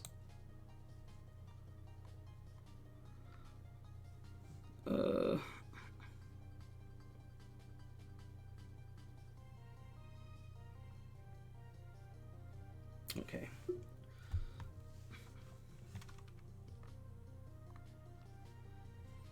I have to adjust this item. It's changing. I'm back. Welcome back. Pumpkin flavored tortilla chips are the devil. What? They're That they're sounds fuck, interesting. they're Those were all amazing. words. It's I would- amazing. Are you would eating them with try cheese one. or just straight? Just Cheese? straight dog. Tortilla chips and cheese? Oh, I No. thought you said peas. Yeah, dog. You never dipped your tortilla chips in some crushed up peas before? Some baby food? No. God, no. You're missing out, dude. Yeah, you haven't Would, clearly haven't lived. it would just be like Canadian thing? crushed up peas. It's like the whitest guacamole you know. Oh my god. They ain't even chickpeas. It's actually cornmeal, but we still say it's peas. Like the whitest version of Mexican food you can. It's like, all right, we're gonna boil some chicken, and we're gonna crush up some peas. Oh god, anybody who boils chicken and they're not just doing soup just needs to be just. Yeah, that's gross. Even then, even if I'm making soup though, I still like grill the chicken in some seasoning before I toss it in the soup. Yeah. You know your Nice chicken's sear. done. When your chicken is gray and rubbery, you know it's done.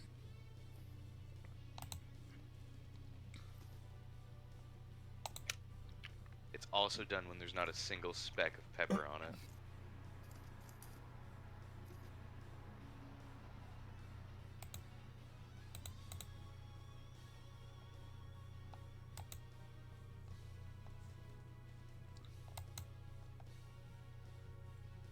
Yeah, there really is just a special place in hell for people who don't season chicken.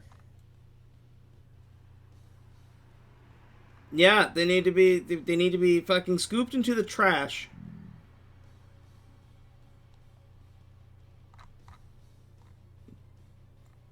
If seasoned chicken is wrong, I don't want to be right. Oh, I've got like 3 spice cabinets in my house. Are you kidding me? I'm all about it. My very, very white girlfriend loves just hunks of chicken. That's what she's been eating lately, just like hunks of chicken and salad. Hell yeah. I've Nothing been wrong with that as long as it's seasoned. getting some good seasonings from fucking Bass Pro. Got a nice steak seasoning that's been going great on fries. Smoker again before it gets too cold. What a nutty place. You wouldn't think that Bass Pro would have steak seasoning. Oh yeah, I love Bass Pro. the go over by where they sell the limb stuff, which is all like the game processing stuff. That's some of the best seasoning you'll get. Yeah. Or like it's normally in this, like, literally the next aisle over is like a whole row of cast iron pans. Yep. Cast iron's the bomb. And they have all like their jerking stuff. My buddy's got a t-shirt that says I sucked a dick in a Bass Pro Shop bathroom. Wow. Ew. It's Bass very- Pro- it's a Bass very Pro Shop aggressive. bathroom. This is Yeah. ironic because I have a T-shirt that says I got my dick sucked in a Bass Pro. I should introduce you. You hit it off. Mystery's been solved. I think we've already met. To be fair, Bass Pro's bathroom is very classy.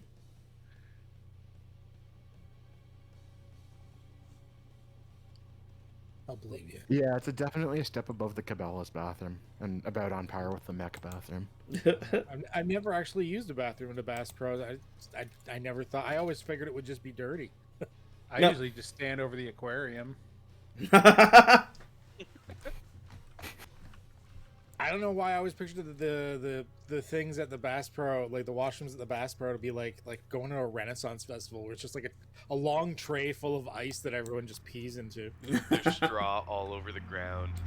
I find most outdoor store bathrooms are bigger than other ones. That's what they're like single stalls, but they're just bigger.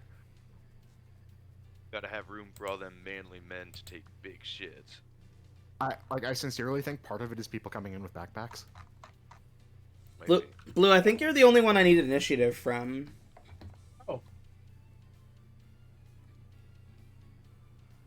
Holy shit! Opens initiative, has heart attack. Yeah. Yeah. And I think Varjo was saying something about you get a plus to your initiative because you smoked weed with him. Yeah, 1d8. Indeed. For some reason, smoking weed with Virgil makes you faster. More paranoid, I would say. Yeah. What was that? Okay.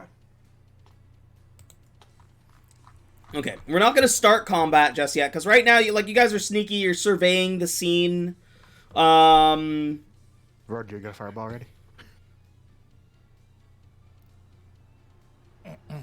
No, but I might. I don't do fire. We can't damage the winery. Yeah, we're not supposed to blow the place up. Do you guys... I'm hiding in this barrel. Do you guys see that person? You want to just roll the barrel with you in it over to that person? We're not going to be able to sneak past these people. These things. These trees. I will note that the person is up, like you saw, like the druid is up and pouring something into one of the wine casks. She's probably like, I'd say 10 is being generous. We're gonna call it 15 feet. And she's somewhere over to the west? Yeah, on the top balcony.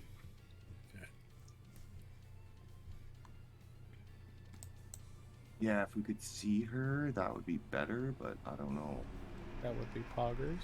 Should we just, like, 2 steps. make some noise and have the blades come in here and try to just, like, cuck them? I mean, how many of them are there? A lot. Because they shoot twigs, right? Like, they shoot you from a distance, so if we can, like, use some cover. Like, if you're out in the open, they're gonna fuck you up.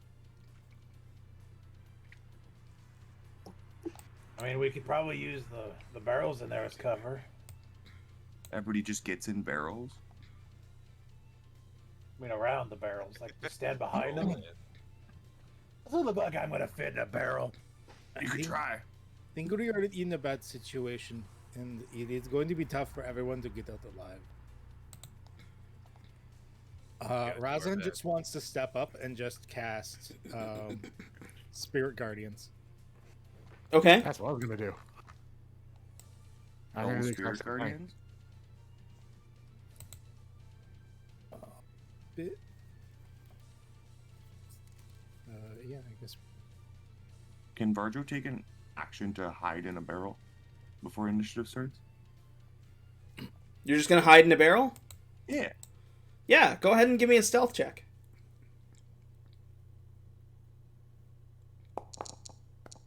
Oh, hell yeah. Are those going to move with you guys? No. Yes. Well, I can move manually. Yeah. Yeah, because you don't have the aura mod thing installed. No, I don't think I have that installed.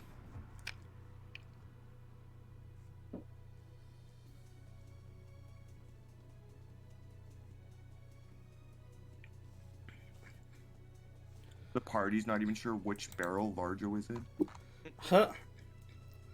Alright. It's Varjo has stepped out and cast his Spirit Guardians. Let's get this started. You step in, and what do your spirit... Like, everybody's Spirit Guardians are very different. What do your Spirit Guardians look like? Mine look like cute, it's- but really inebriated fairies. Inebriated fairies. And what about you, Razan? They would probably look more like a traditional, like actual like spirits from his homeland.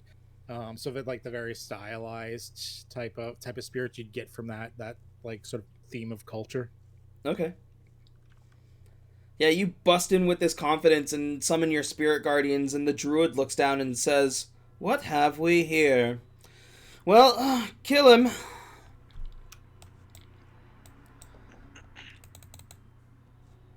This twig blight. These things aren't smart, and they've been just told to kill you. So, they got 30 feet on them.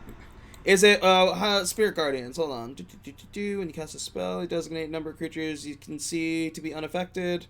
An affected creature's speed is halved in the area, and when the creature enters the area for the first time, or on a turn, or starts its turn there, it must make a wisdom saving throw. On a failed save, it's 3d8. On a successful save, it takes half. This thing, runs into the circle and dies. Wow.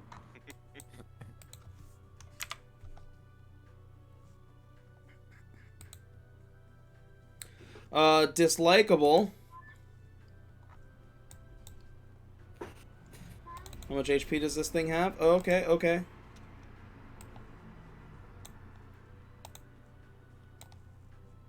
I guess that one just had really low HP. It had 2. It had 2 HP. There is no possible way you could have not rolled a 2 on those dice. So, Them's the breaks. This one, you'd have to roll minimum, but you roll 3d8. No, it's fucked. Even if it saves, it still dies. So that's another one down.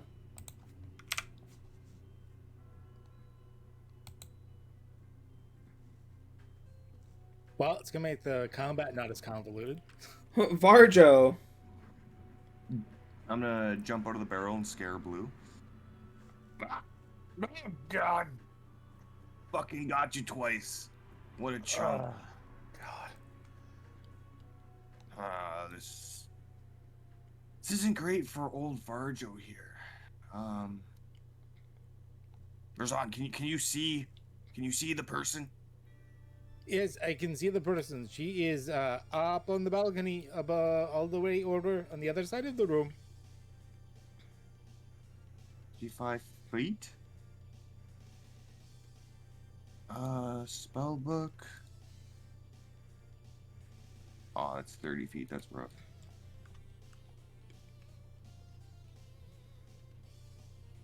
I'm gonna look at the Pitch Perfect Druid Assistant, and I'm gonna cast Command with my fancy stick of Charming to halt.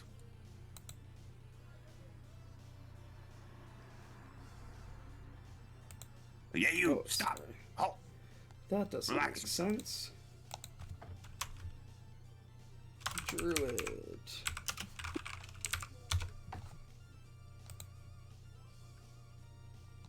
No, not the class. Druid. 5e monster. There we go.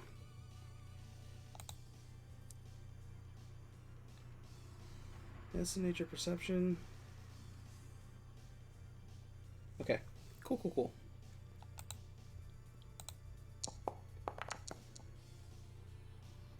That is a failure. It just like the druid just stops in place before like being able to react. Alright, Barrel Varjo is fucking out of here. And I'm actually gonna take a step back. He can take his attack of opportunity if he'd like. And that's me. And it's just on its next turn, right? Like it doesn't have to Yeah, repeat the save? Okay. Yeah, it's just one turn. Distasteful is inside the murder circle? No, just outside the murder circle. What do we got for HP? You have to roll 3 ones. Nope. Immediately dies. Just like as soon as it walks in, one of your spiritual ancestors just like slaps it out of existence. I feel kind of bad. Kind of glad we led with that. I wasn't expecting it to be that effective.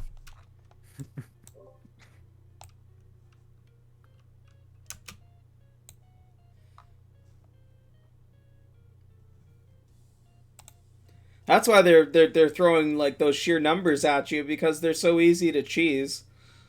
Yeah. I'm gonna take the dash action and put myself down here. Sure. Yeah, like this is base Curse of Strahd, like that 24. So yeah, my aura moves with me, but You should be able to so move yeah, it. yeah, move it with you. let's see how.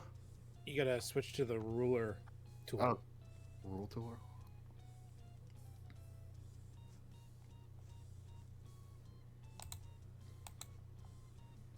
I'm not sure I'm figuring this out properly. On your left side, it's your measurement controls. Got it. Yeah. All right. As a bonus action, how far away is this chick? Ooh. 60, sorry, and 15 feet up, like on the second Alright. story. All right. Well, I've already taken my action. What's the range on this? 60 feet. If I put a spiritual weapon there using 50 feet and then 10 feet up, would it be able to hit her like diagonally 5 feet above it? I don't see why not. Sure. Spiritual weapon. Right next to her. So glad it's a bonus action. Where did I put your spiritual weapon? No, it's not a Steve.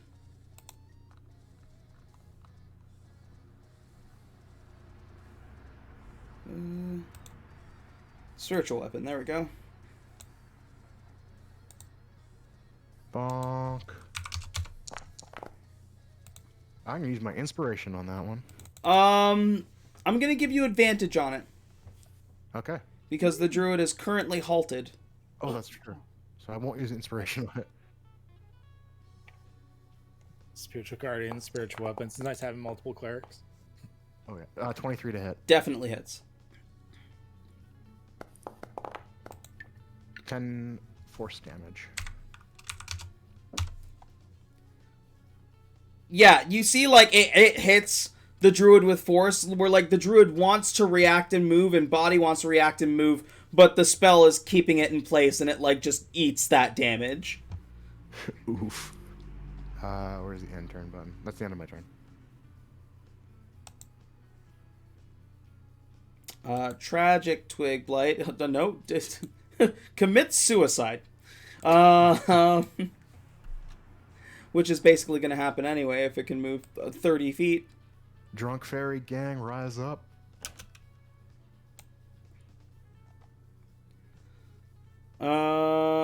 Wealthy twig blight. You. Drop some coins.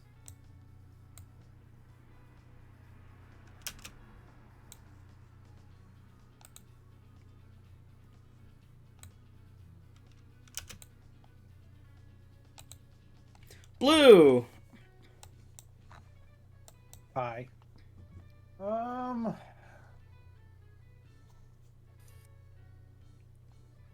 So I am going to. Excuse me, Razan. I want to get in here. Did you just touch my butt? He'll do that. Yeah. Yeah, I'm just gonna walk in here and swing on the scented twig and just start trying to cut a path in. Actually, where's that lady at? I'm gonna have to make this, like, swarm of twig blights just so that they can survive a fucking confrontation. Jesus. She's over. Oh, okay. Actually, retcon. I'm gonna go this direction and start cutting through these little twiggleberries. Yes. Blue. Yes, sir. Your war axe goes, yes, I feel life force within them. Oh. Well, let's give the axe what the axe wants.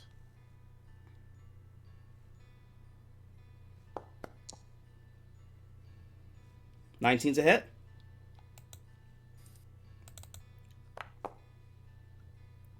It's overkill. It is overkill. Like, you hit it so hard that the axe sinks into the wood, and instead of just absorbing some of the essence, absorbs the whole twig blade inside of it and goes, oh, yeah. He's gonna hold the axe and be like, do you need a minute? Can you get that one over there, too? Yeah. Mr. Blue, did your axe just eat something?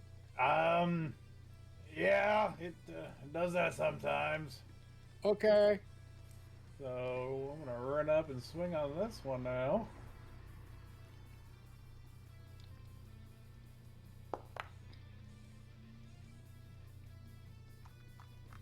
Yeah, that's a hit. Same thing. Like, you not just like killing, like, you obliterate this thing, and the axe like sucks the twig blight right into it. Like, all of its, like, essence and wood and everything just gets sucked into the blade. Alrighty, and then I'm gonna face this direction, and I'm gonna set my shield in case they try and shoot some shit at me, and I'm gonna end my turn. You look at these ones and they're not the spiky ones. Okay. I'm still gonna set my shield because I don't trust them. Yep. That's just what brings. That'll bring up your. It just puts my shield in front of me.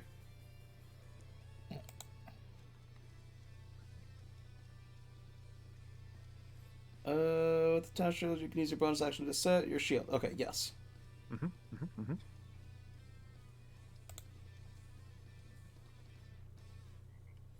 The Druid Assailant, cannot do anything this turn as far as I know. Yeah, no actions and no movement. Yeah. Compound. Finally a target that the blights can try to hit. I believe in you, little blight. You can do this. Take him down.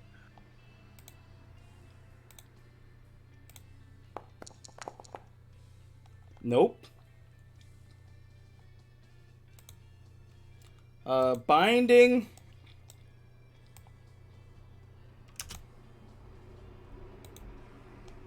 Snappish. Runs in and roll your 3d8.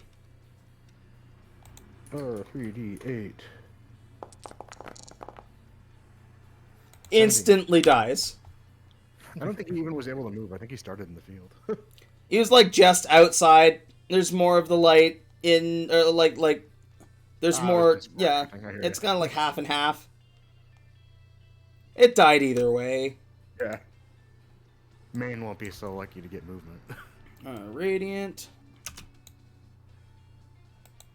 Uneducated.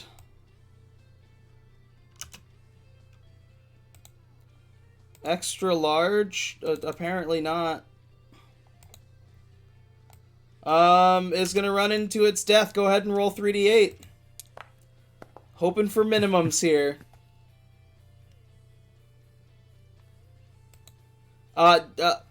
Where's the roll?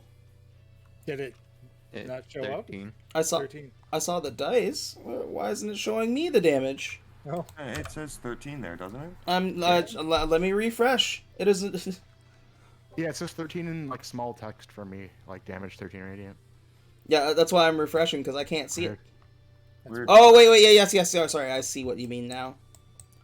I see what you mean now. Yeah, it's dead. It's just instantly dead. Wait, sorry, it was extra large. yeah. Yeah, it's instantly dead.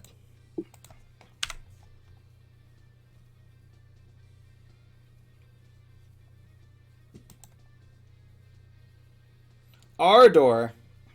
Me, yay. Ardor is going to come out of the door. And I'm going to try and get her first. So she is 55 and 15. Which means that she is in range for a ray of sickness.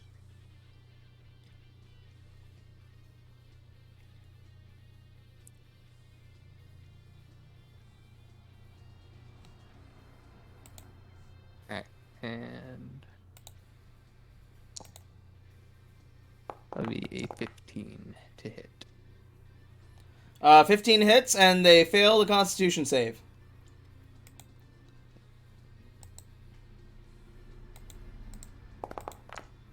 D8 is 7 poison damage.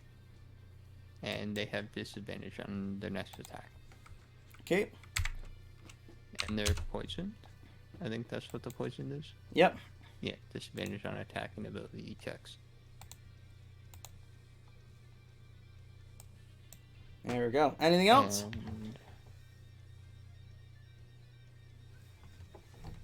That is all. I will stay within his spirit guardians.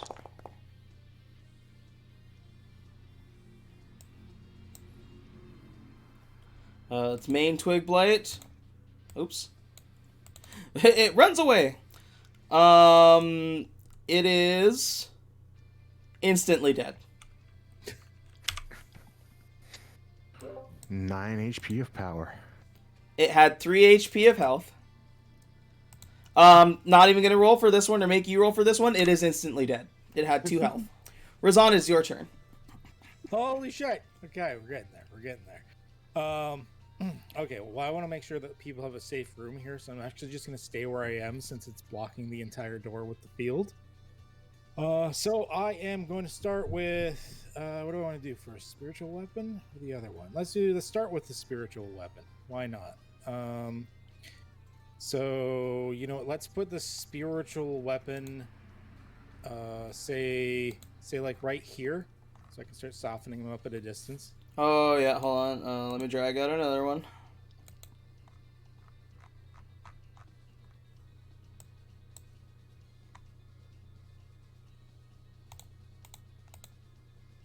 Sorry, where? Like there. There you go. Yeah. Thank you, thank you. I'm gonna have it attack the Binding Twig Blight. I guess I could actually like click to cast the spell. Consume spell slot? Yes, please. There we go. Okay.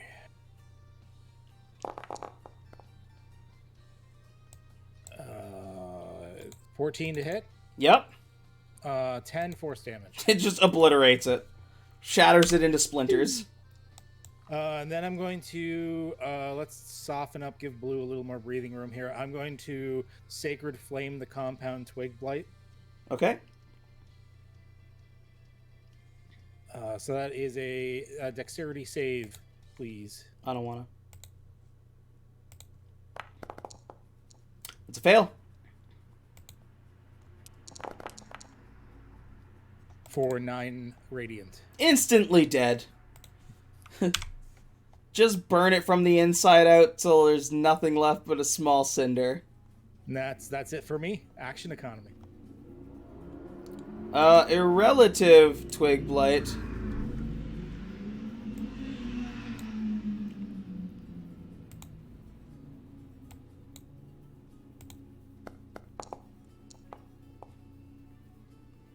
I believe that's still a miss on you, right, Blue? Yep. Yes. Wait. 19? 19. Yeah, I'm at. Oh yeah, it's definitely a miss. Yeah. Weak Will, Twig Blight. If you rolled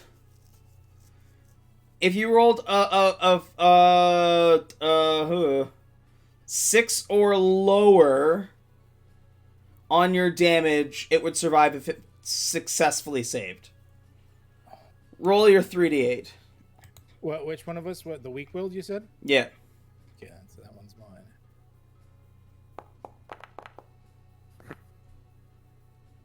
That is the wrong thing. I'm sorry. Instantly dead. Suggestive Twig Blight. This one's like blowing a kiss at you. Sounds scandalous. Yeah. Hello.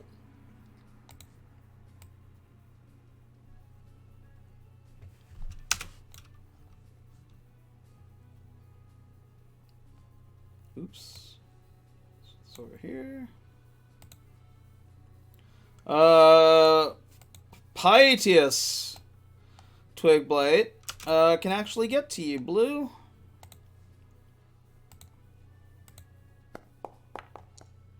Nope. It can get to, but cannot hurt.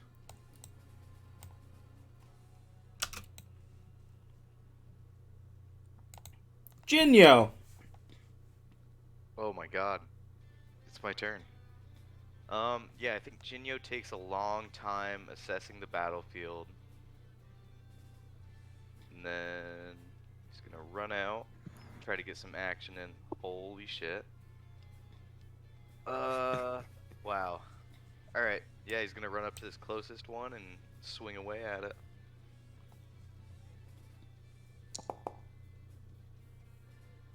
Does a 10 hit?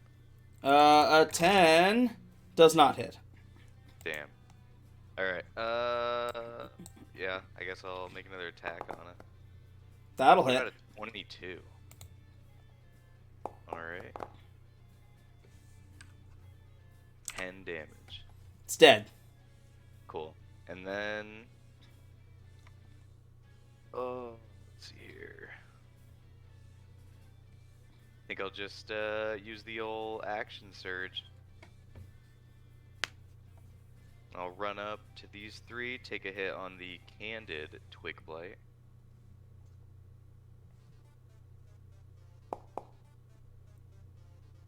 $16. That's a hit. Cuckoo. Oh my god! It's at 1. What? Why? Wow, you're fucking just full of disappointments, aren't you?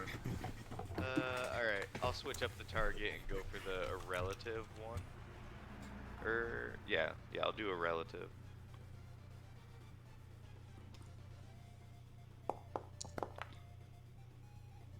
That's a miss. Can I use Favored by the Gods? Once per short rest, if you fail a saving throw or miss with an attack roll, you can roll 2d4 and add it to the total. Yep. Cuckoo. No. That'll be a 17. 17's a hit. Yeah, you obliterate that one. Sweet. Oh, there you go. Good job. I give Varjo a thumbs up and end my turn.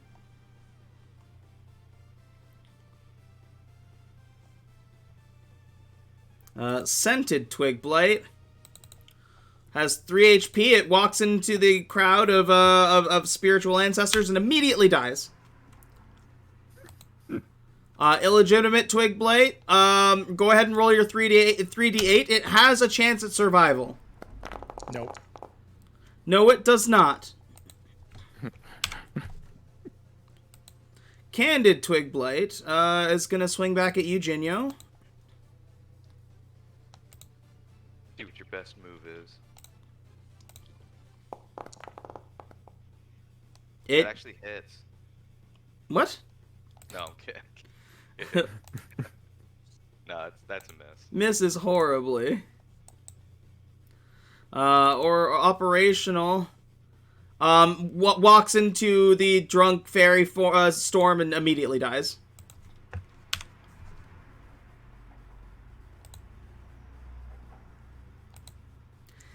At the top of the round, a raven flies down and, like, pecks at the Candid one that you slashed and finishes it off for you. Varjo. I like that.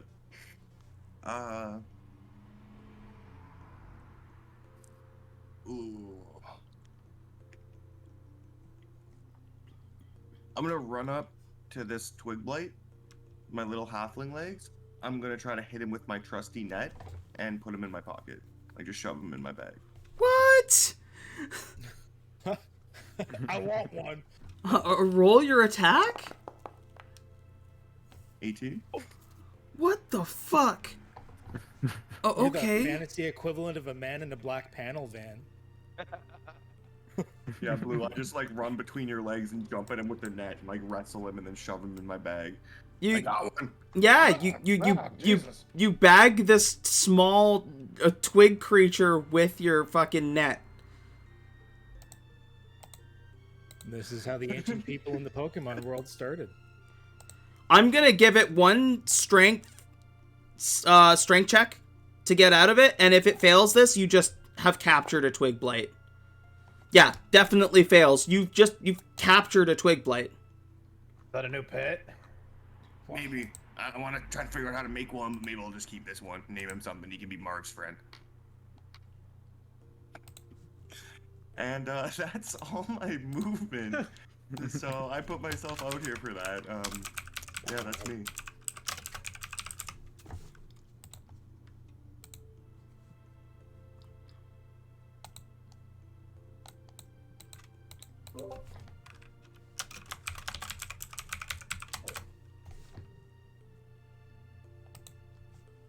Okay, we're gonna delete this guy. This one we're gonna set to what HP it had, which was 7. No. You caught a chonky one. Yeah, you definitely caught a chonky one.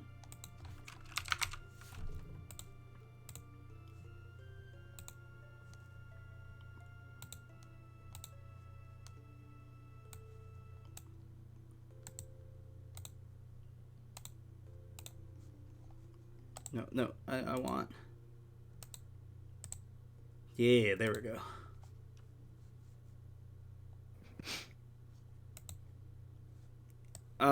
That was all you were doing, right? Yeah, just capturing. Can I shove him in my bag and like keep him there? He's small. Yeah, I'll allow it. All right. We'll just like take him off the screen for now. Yeah, I'll deal with him later. I just want to. I created it as a separate like item, like a separate creature that like has like a linked actor thing. So yeah, so Jeez.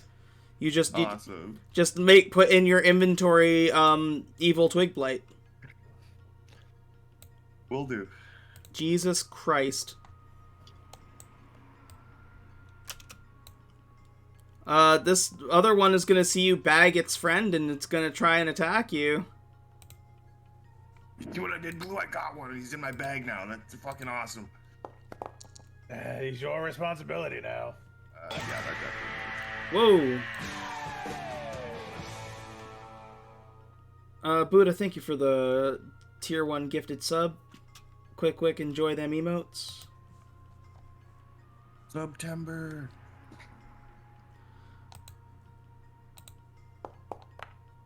That is 4 damage as it like digs into you with one of its claws. Ow, you little shit. Jiril. All right, first things first, my spiritual weapon is going to bonk the druid again. Yeah. Bonk. Do not consume spell slot, because it doesn't consume spell slot. In spite of like the amount of like death happening and like the little like scuffle, like you guys are still being fairly quiet for like having a combat with so many things. Do I still get advantage in that, or is that cleared? No, she's not halted again. Okay, I'm gonna use my inspiration on that because I don't like the 15. Okay, I mean 15 hit. Oh, 15 hits, great. Yeah. Yeah, I'm gonna bonk her. Let's see what I do. 11 radiant. She is looking really fucked up. Oh, she's really not gonna like this one then. I'm gonna dash. Taking with me my fancy dancy aura. That gives someone an opportunity attack on me. Radiant has an opportunity attack. Before it like immediately dies, we'll take it. Yeah.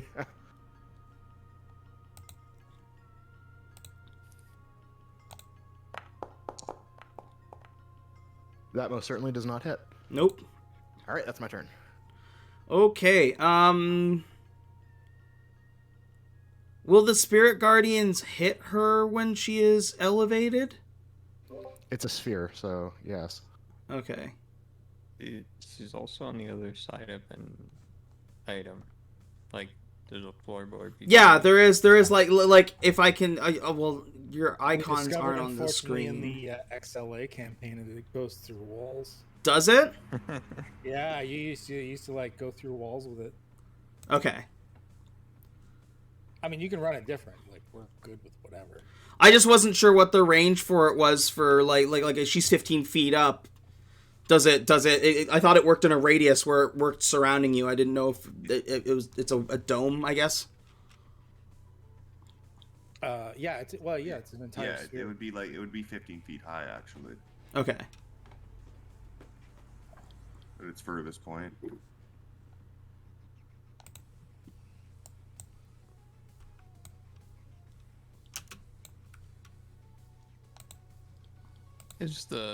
Are the stairs 15 feet up, or is she 15 feet up?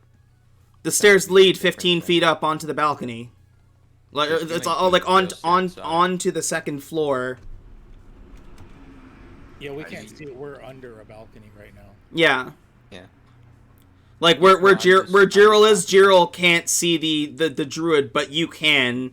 Hold on. I'm just talking about for his guardians because it's 15 feet of like range around him, and if the balcony itself is 15 feet, like the stairs go up. Then 15 that feet, would put her at 20 feet she up would put her- technically. she would be just outside, right?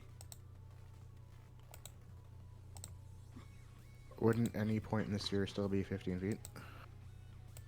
No, but what he's saying is technically she would be 20 feet up, which he's right.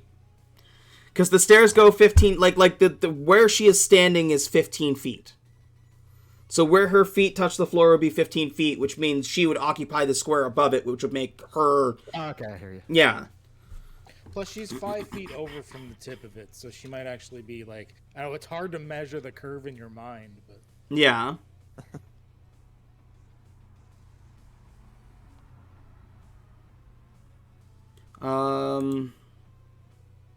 Wealthy mist. Blue. Yes, sir. I don't like the fact that my friend Valgio has people on him, so I'm gonna sidestep him, and yeah. I think we all know what's coming.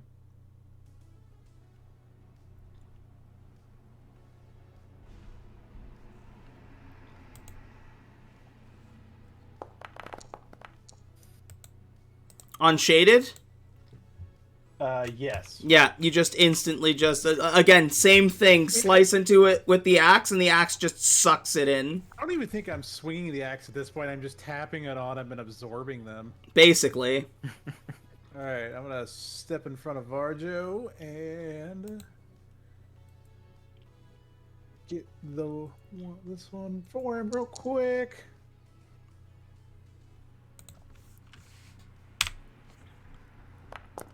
I'm just gonna delete it now, because, yeah. Yeah. You suck in this one, too. This time, because normally you'd be gaining HP on the killing blow for all these creatures, but, like, you can even see the axe itself is, like, getting engorged as it's sucking in more and more of this, like, life force. So I'm going to give you, 10 temporary hit points. Oh, thank you, sir. 10. Oh. Yeah, as it, like, you see some of that, you see it almost like it's like swelling up, and you see the swelling go down a little bit, and feel that life force, like pushed into you. Oh, God. You alright, Valjo? Oh, woof. Yeah, that heals me for 10? No, what? Oh, that. Sorry. No, his axe gave him 10 temporary hit points because he's been feeding okay. it a whole bunch. Yeah, sorry, I misunderstood. Yeah, I'm fine. You know, kind of poked by that thing. I think I got a splinter, but. Do you need a potion or? No, I'm fine. All right. How's your little friend there in your sack? I don't know. It keeps shaking. I think he's trying to fuck around in there. I hope he doesn't touch my stuff. With my axe, I'm gonna like tap the sack with the handle of my axe, like, quit it. Hey, you leave Varjo Jr. alone. All right, I'm gonna end my turn. I don't fully understand the logistics of the Spirit Guardians, but I'm gonna give it to you here. And it's good, like automatically, just like one of the Spirit Guardians lifts up and like with like. Yours was like, you said, like, it was drunk fairies? Exactly. Yeah, like, flies up and, like, shrinks down, flies into this druid's nostril, and expands and explodes its head. wow. Oh no, not the wine! Yeah, I was already getting spiked. Yeah, that's true. The moment that this druid drops, so do the blades.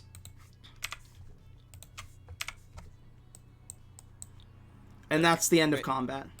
Where'd they go? Does my blade drop? Yeah, you feel it like stop moving in your bag, Aw, damn it. and it like Sorry shrivels about up. that, Varjo. Ooh. But you know what? I think that's our ticket out of here. You're so young. You know. Arjo Jr. Are you sure that they said that there was originally multiple druids that had come by? We should really check out the rest of the place first, huh? Yeah, let's keep searching. Yeah, there's some doors over by Razan. In this room, you do see you see these casks of wine. This looks to be like this is a fermentation vat, so it's fermenting right now. You're not sure what the druid was pouring into them. Can we inspect the bottle that she had? Sure. You could go ahead, you run up the stairs and grab the bottle off of the body. You can also notice that the druid was wearing, like, a necklace with teeth on it. Jeez. Go ahead and give me a nature check or a survival. Your choice, Blue. Can I help him with that? Sure. Go ahead and do it with advantage.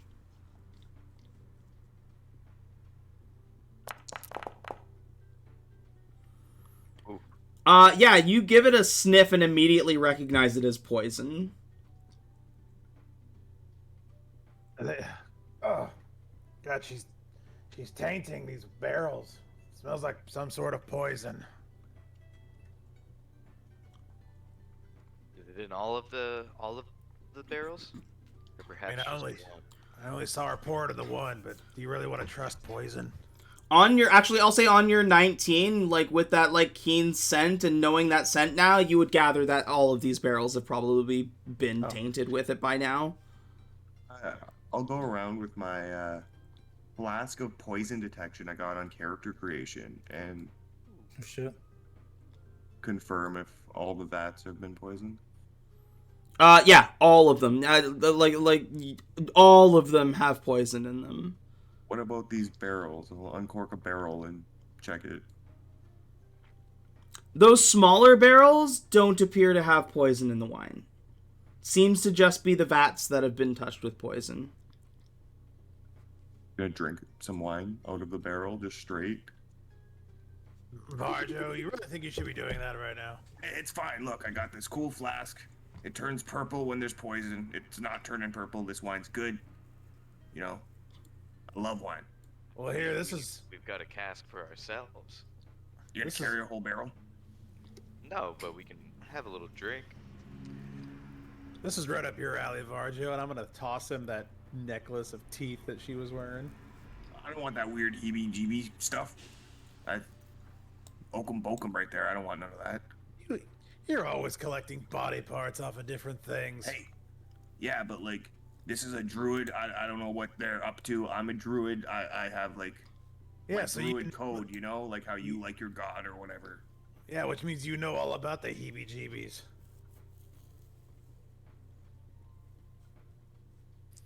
I'm just gonna open this door. Okay. Oh, hallway of some kind. Yeah, it appears to be... Hold on, let me just make sure. W12. This turret has a sloping wooden floor that spirals from what appears to be the cellar to the upper levels. Scratch marks suggest that barrels are rolled up and down the ramp on a routine basis. Okay. I'm gonna... Anything over there?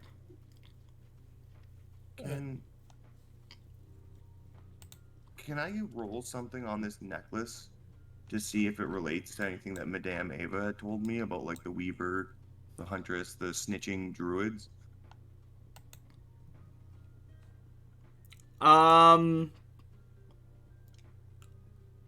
Yeah, what would you roll?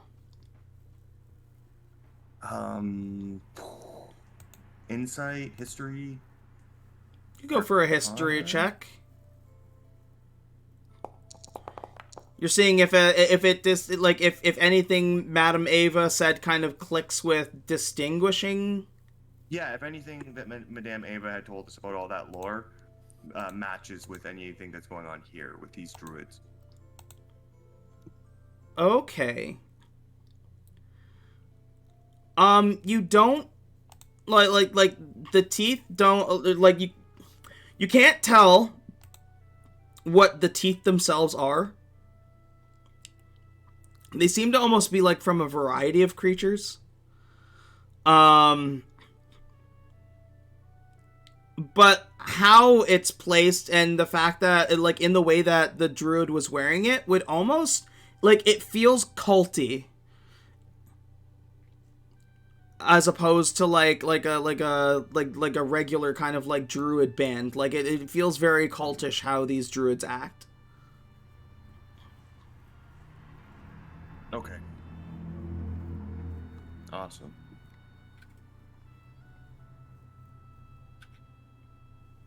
Yeah, these guys feel culty. I don't know, there's definitely more of them around. You know, I feel like these guys travel in packs. I don't even know what teeth these are. We're going in this door over here. It looks like we found the cellar. If other people would like to join us. I think we should clear out the main floor first. Make sure nobody comes behind us. So like close this up, and then there's a door behind the barrels. We should probably try this one.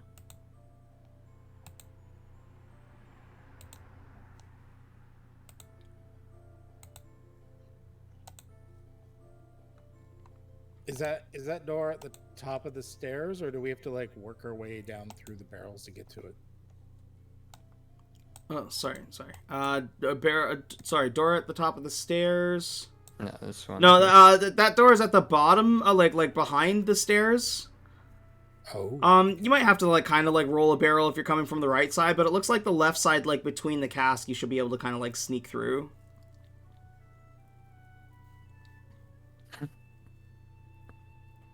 All right. Well, yeah. If you want to look at that one first, let's go look at that one first. Right behind you. Bringing my aura with me. Alright, I'm gonna do the same. I'm gonna slowly open the door and just kind of like try and prevent it from creaking as best I can. Okay. Go ahead and here give me a sleight of hand check. I mean, we just had combat like 10 feet away. Yeah. Hey, he specified, man.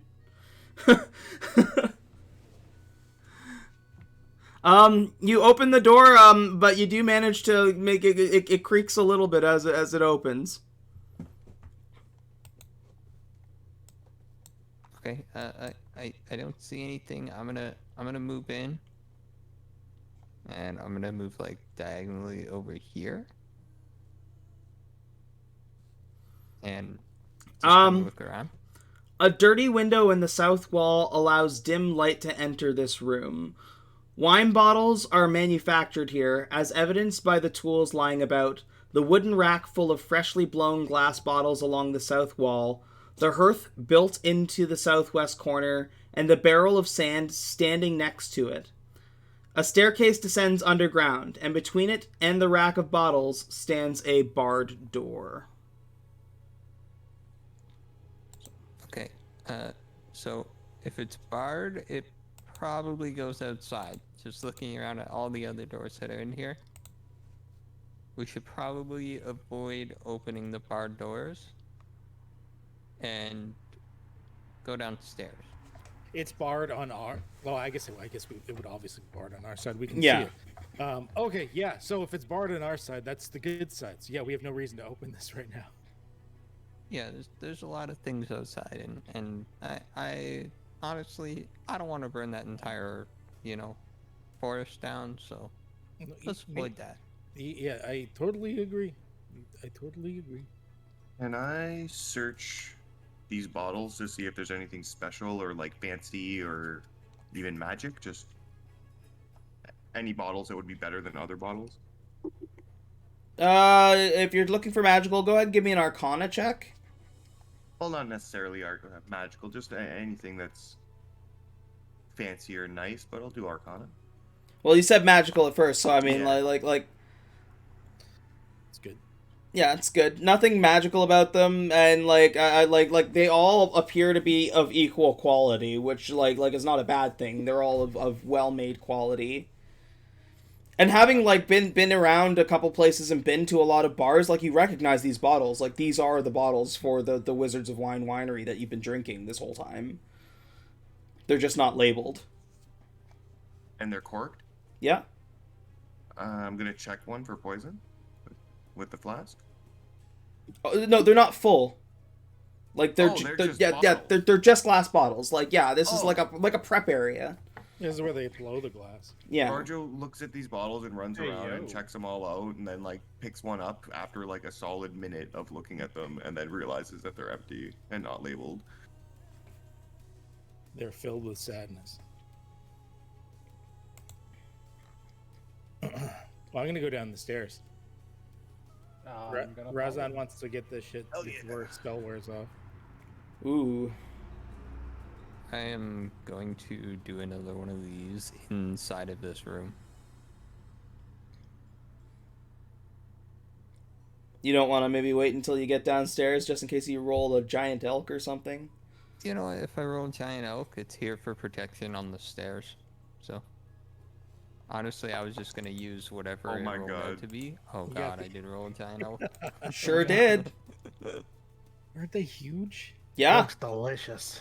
Alright, well listen, I have the option of throwing it 20 feet, so can I throw it outside the door here? It's gonna like bust the bottom of the stairs, but sure. Well, like, I only want it like right here in the doorway. And it's Yeah. literally just there It's going to be in the doorway and it's not moving. You are a horrible I'm monster. pretty sure I can dismiss it. Right? Smash! I don't think I don't know if you can. Maybe I don't think so though. It's not a spell. You're like it's growing from a fur ball, right? They just eventually either disappear. It says It disappears, vanishes. dawn, or reduces your hit points. So You have to start stabbing if you want to go away. yeah, to I fight want the it elk. like I want it like laid down in this doorway. Oh, you don't get that choice. Once it's the ball grows.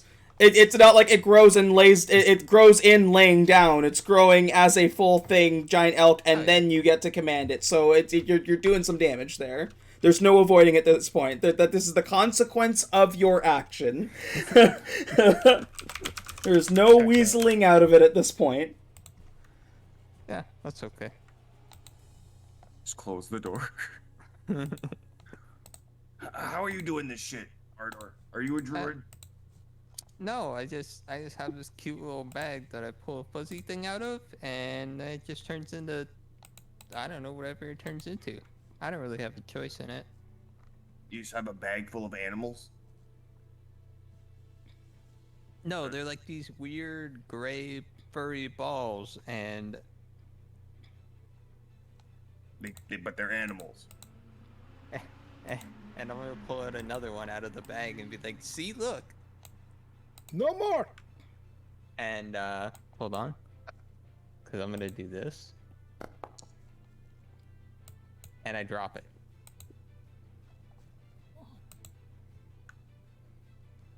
What? You drop it? Yes. So roll the other d8. Oh, Jesus Christ. Getting a little crowded. Oh. Yeah. Varjo, you hear in the back of your head, seriously, it would take... You could kill him so quickly. Yeah, and then I would get that cool bag of tricks if I killed him. Yep, it'd be all yours to do with exactly whatever you want. Yeah, then I could have those animals, you know. But I was just gonna offer him a trade for it, but maybe we could kill him. I'm saying this out loud too, by the way. I think I'm talking in my head, but I'm not. Jinyo gives him a very obvious side eye.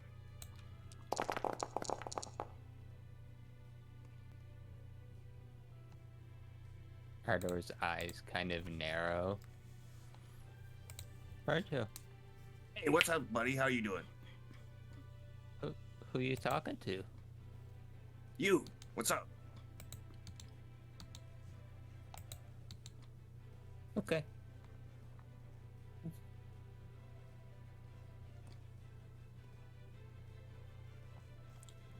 We can proceed down the stairs now.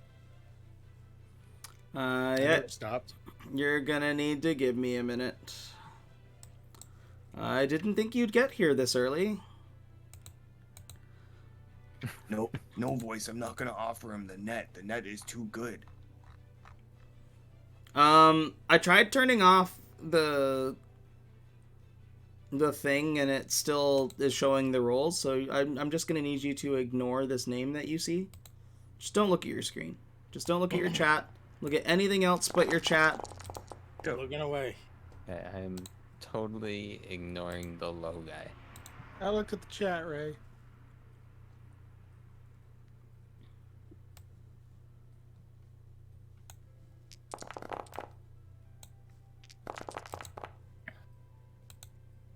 That I am less worried about. Making a picture for Friday. Nice, nice. We love to see it. We're gonna make the grid once again 50, so you have some space to move around in. That's better.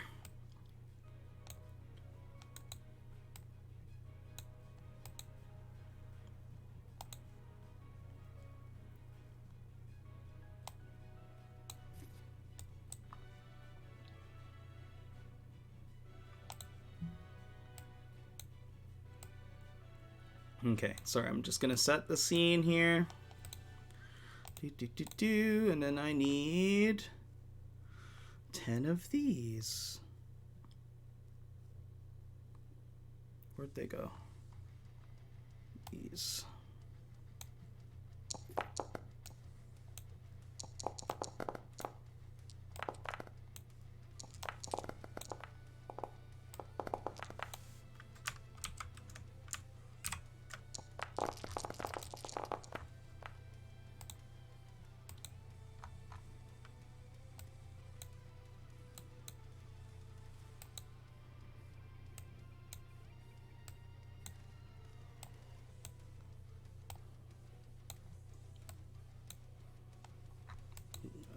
Nope.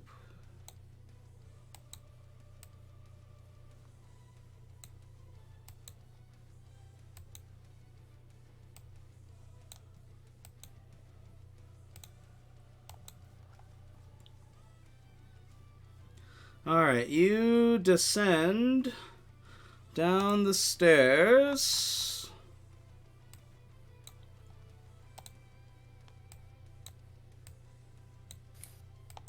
Into the wine cellar. Exactly where we want to be.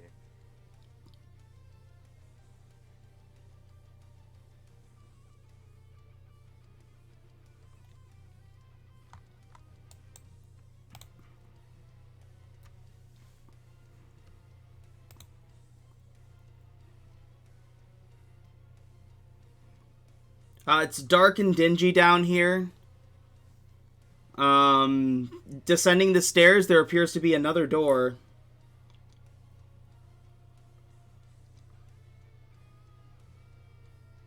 Oh, this is fucking creepy. What's the vibe like, BHG? Is it super creepy? It's very creepy. Oh, fuck. It's so creepy down here.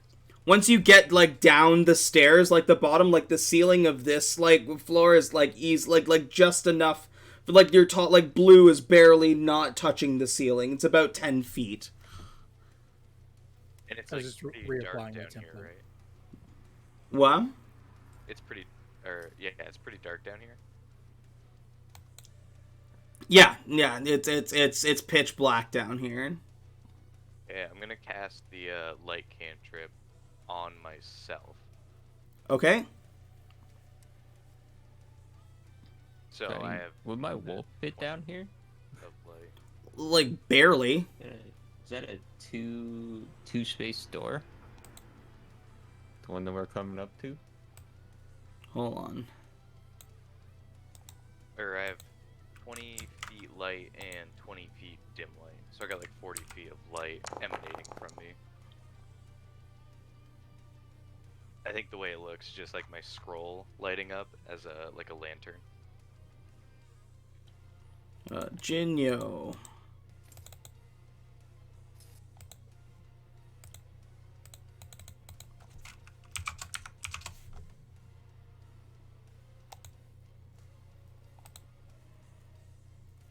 There we go. Are you emitting light now? Should I be. think you are. I hope I am.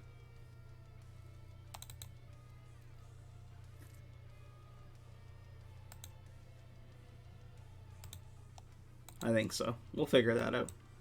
Cool. Some good old-fashioned homebrew or homegrown dark vision.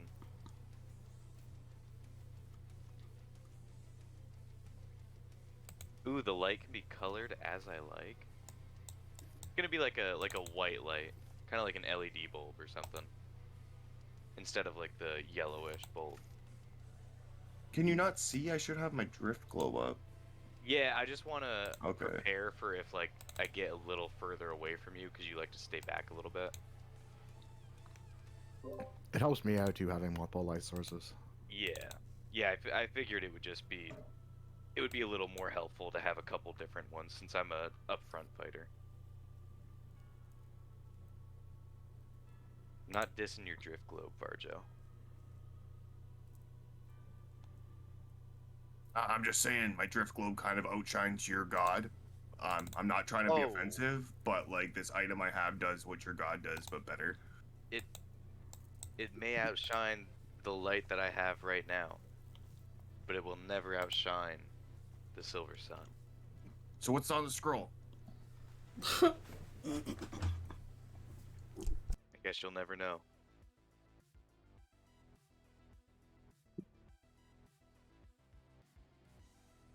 I just realized that I could have used those empty bottles and the barrels to make full bottles of wine, and I could be getting drunk right now, but I'm gonna open the door.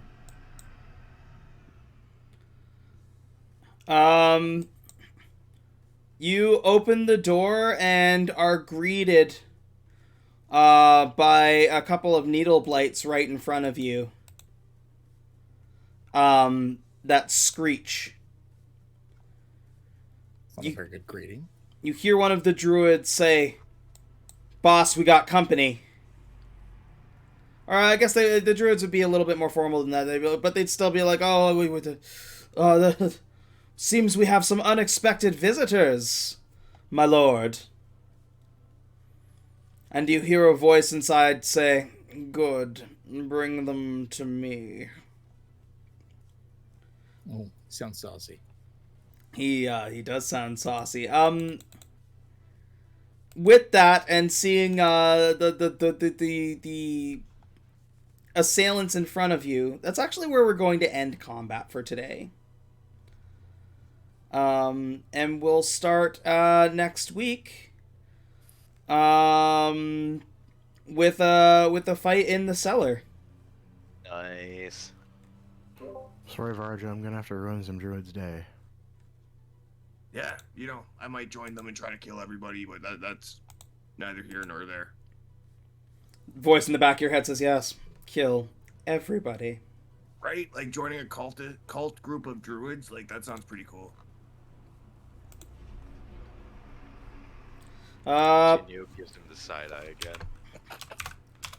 Platt's playing Monster Hunter Rise. Let's raid out to him.